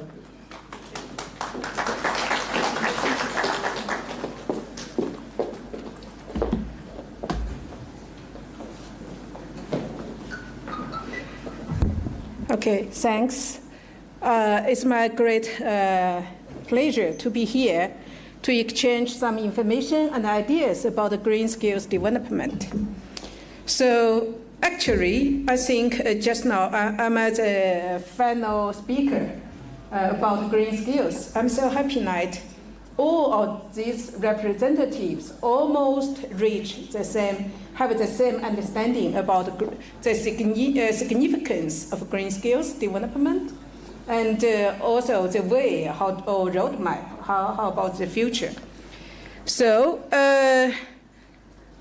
if we mention about the green skills, we always have to think about what's the reason, why. So according to a UNESCO very important report, which is reimagine our futures together, a new social contract for education, which published in year 2021. Inside this report, which is mentioned, now our human beings, our activities already exceeding planetary boundaries. So it mentioned since year 1950, human water usage has doubled. Food production and consumption has increased 2.5 times, and wood consumption has tripled. It's estimated that by 2050, demand for food will rise by another 35% demand, for water by 20 to 30%, and demand for energy by 50%. So the current ecological footprint of human beings required 1.6 planet Earth to support and absorb our wastes. Now, it means that at the moment, if we keep the current situation of our lifestyle or production way, so only one Earth is not enough for us. So UNESCO mentioned now our planet is in peril. Human activities have precipitated climate shifts that have to cost up to half of the tropical coral reefs on the planet to die, 10 trillion tons of ice to melt, and the ocean to grow dramatically more acid. Pollution has quickly become the largest environmental causes of disease and death. It's estimated that to be responsible for 9 million premature deaths per year, far more than AIDS, malaria, TB, and warfare combined. So this is the reason why every one of us talk about green skills. But one very important content, we had to think about it. What does it mean of green skills? I'm so happy tonight. Many of us already mentioned green jobs. Yeah, had to cooperate with industries and enterprises. Yeah, yes, of course. Green skills have two kinds, according to our research. First is about specialized skills, which mean any technology, knowledge, value, and attitude must be mastered to engage in green jobs. So you want to work in the field of solar energy, or want to work in the new fields of new energy cars, etc. So you need to master this kind of knowledge. These belong to specialized skills just for green jobs. But another very important type of green skills, we call it universal or general skills, which is even more important. These universal green skills, it means any technology, knowledge, value, and attitude that could reduce resource usage, improving efficiency, reducing greenhouse gas emission, etc. All these things belong to universal or general skills. It means that any programs, it doesn't, including green programs or or traditional programs, we need to green these programs by introduce of universal green skills. Okay, so what role can green skills play in Tvet? Of course, but this is a very crucial topic. I'm so happy now this time choose green skills as one of the priorities. Every one of us just mentioned we need to green our curriculum, green our teaching and learning, make our teachers become a green teacher. We could introduce the green components into our teachers' training standards or contents, etc. And also need to green our campus to form a green culture. All these should be one of the innovative way to introduce the concept of green skills, green concept into our Tvet, whole Tvet, to make our Tvet become a green Tvet. Okay, so this, if we think about this role we could play at institutional level, but for the future, but the final destination, we could say, through introduce of green skills development, we need to contribute to the fulfill of the green world. I mean, green economy, green environment, and the green community. So because this is so important, UNESCO issued a new strategy called UNESCO Strategy 2022 to 2029, Tvet new strategies, transform technical and vocational education and training for successful and just transitions. In this strategy, it means develop greens for the individuals, for economy, and for the whole society. Many of the contents related to green economy, so which ask us to need to develop green skills. But how? Just now I mentioned two types of green skills. The types, general green skills and specialized green skills. So here, I just want to mention one of our research outcomes, which I led since year 2014, which is a APEC project. We call it Systematic Design of Green Skills Development in Tvet. Yeah, we already published this report, which you could find the whole document in APEC website. But here, I just want to mention two important issues. When we develop the green skills, so we not only just think about the environment. Environment is a start point, but from the Tvet point of view, it's not enough. We also need to think about the economy. How to increase the efficiency. Yeah, how to introduce the new technology, renew our curriculum to improve the efficiency, how to reduce the cost. Yeah, this is another way of green skills development concept. And also society. For the society, we not only just ourselves have these kind of behaviors, green skills, we also have to make some other people have this ability and this concept. So economy, environment, and society, these three elements, we need to think about it.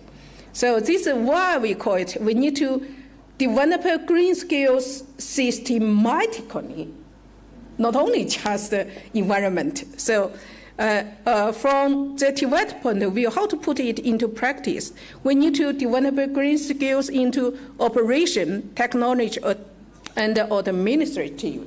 So, okay, finally, we already developed two of basic elements of green skills.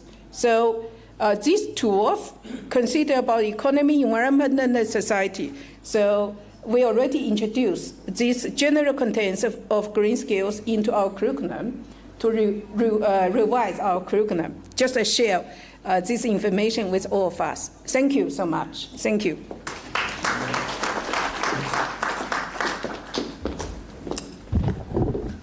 Thank you very much. We can do better than that. They've done well. Let's give them a round of applause. Thank you very much. That was the last speaker. I'm going to invite questions from the floor, but colleagues, allow me due to time constraint. I'm going to take two questions from the floor and allow one question from the virtual platform. I'm not sure if my colleagues, they're ready. Just raise your hand where you are. And I'll suggest that we go straight to questions and we can just limit comments, but let's just go straight to questions. Anybody with a hand? I'll be glad. Thank you very much. Let me cut it short. I'm not seeing a hand. On the platform, do we have a hand? Do we have someone who wants to ask something on the virtual platform?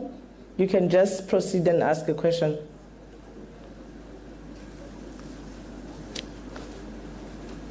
Okay, I'm told on the platform there's no hand, but there's one that is emerging, and I'm only going to allow just one. Mr. Gaza. Thank you, Program Director, and thank you for all the people who presented. It was really brilliant and enlightening.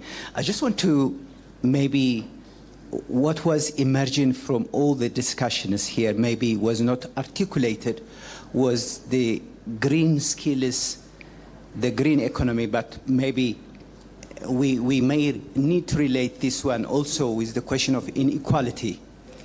And the question also of what model, economic model, really can enhance if we're going to talk of a world in the future that can be not only sustainable but also equitable system. And I think here the model that we had in the last century was a consumption-driven economy. And I think we need to integrate this one. It's very, very important if we're going to see the future sustainable and green. And we also need to see that the model that we had in the past and still dominant model in the world is a consumption-driven model, and that model needs to be questioned if we're going to arrive at the point where we're saying here. Thank you. Thank you very much. I think I'll take that as an input to all the countries. the question was posed in terms of this was not catered for, in terms of what economic model, looking at previously we used the consumption model. Thank you for that. Colleagues, I think it was said several by all the speakers. If you listen to them, they all talk about the same green skills. They mention the same thing, green community, green curriculum. When we talk about the Tvet institutions, they talk about, the reduction of waste, sustainable. They talk about the same things. I don't have to repeat what they said because presentations will be available. And I'll just say thank you very much, SACPO leadership, for giving us the opportunity. While standing here, I'm also further asked to invite the next speaker, not according to the program, but according to the program of the last night. And I'm going to invite the president of Tvet CGC, Mr. Kanyile. I'm not sure if he's here. They are saying he's actually not available.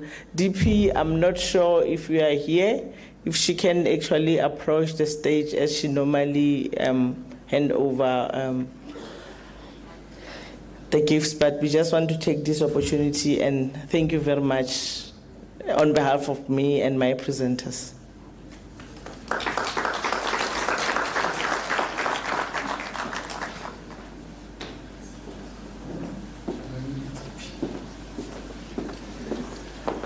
Thank you very much, Program Director. I was instructed by the President and the DPT and SG and DSG to come and be the one who will be distributing the gifts. Just to say thank you for those presenters that are on the stage. Yeah.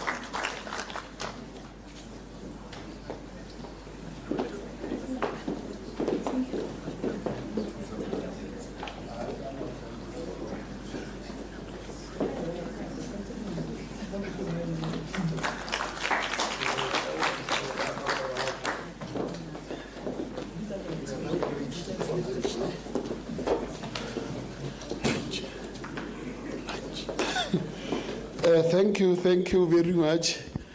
I think now, colleagues, we are going to take a lunch break. It's now 25 minutes past 1. And, okay, no, SG, you want to say something? Over to you, SG. Thank you, DSG. Thanks, TG, for the handing over of gifts. Colleagues, we missed the first group that presented this morning, and we want to acknowledge them as well. I am going to call Ms. Tsiboho. Is she in the house? Is she here? Oh, yes. To please come to the front. I'm going to call Mr. Mahlangu. Francis, yeah, when I speak, you must listen. Mr. Mahlangu, to come to the fore as well. I'm then also going to call Mr. Chongwa to also come to the stage so that I can receive those gifts.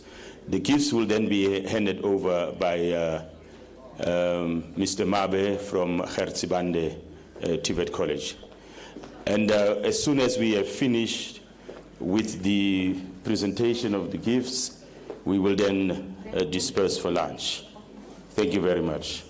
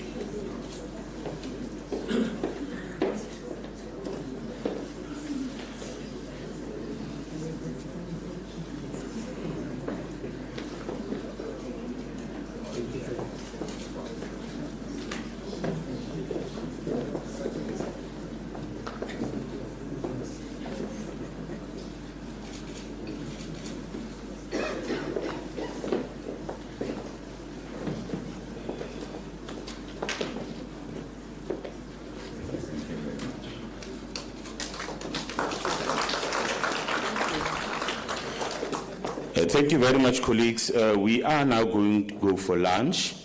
My time is 1:25, and we are rushing for time. The next session will be starting at, should have started at 1. We are running really 25 minutes. Can we make it for 2? Would 2 do? I would really request that we don't socialize, we go straight to the serving stations, we have our meal, and immediately come back so that we try and catch up with the time. Thank you very much. Enjoy the lunch.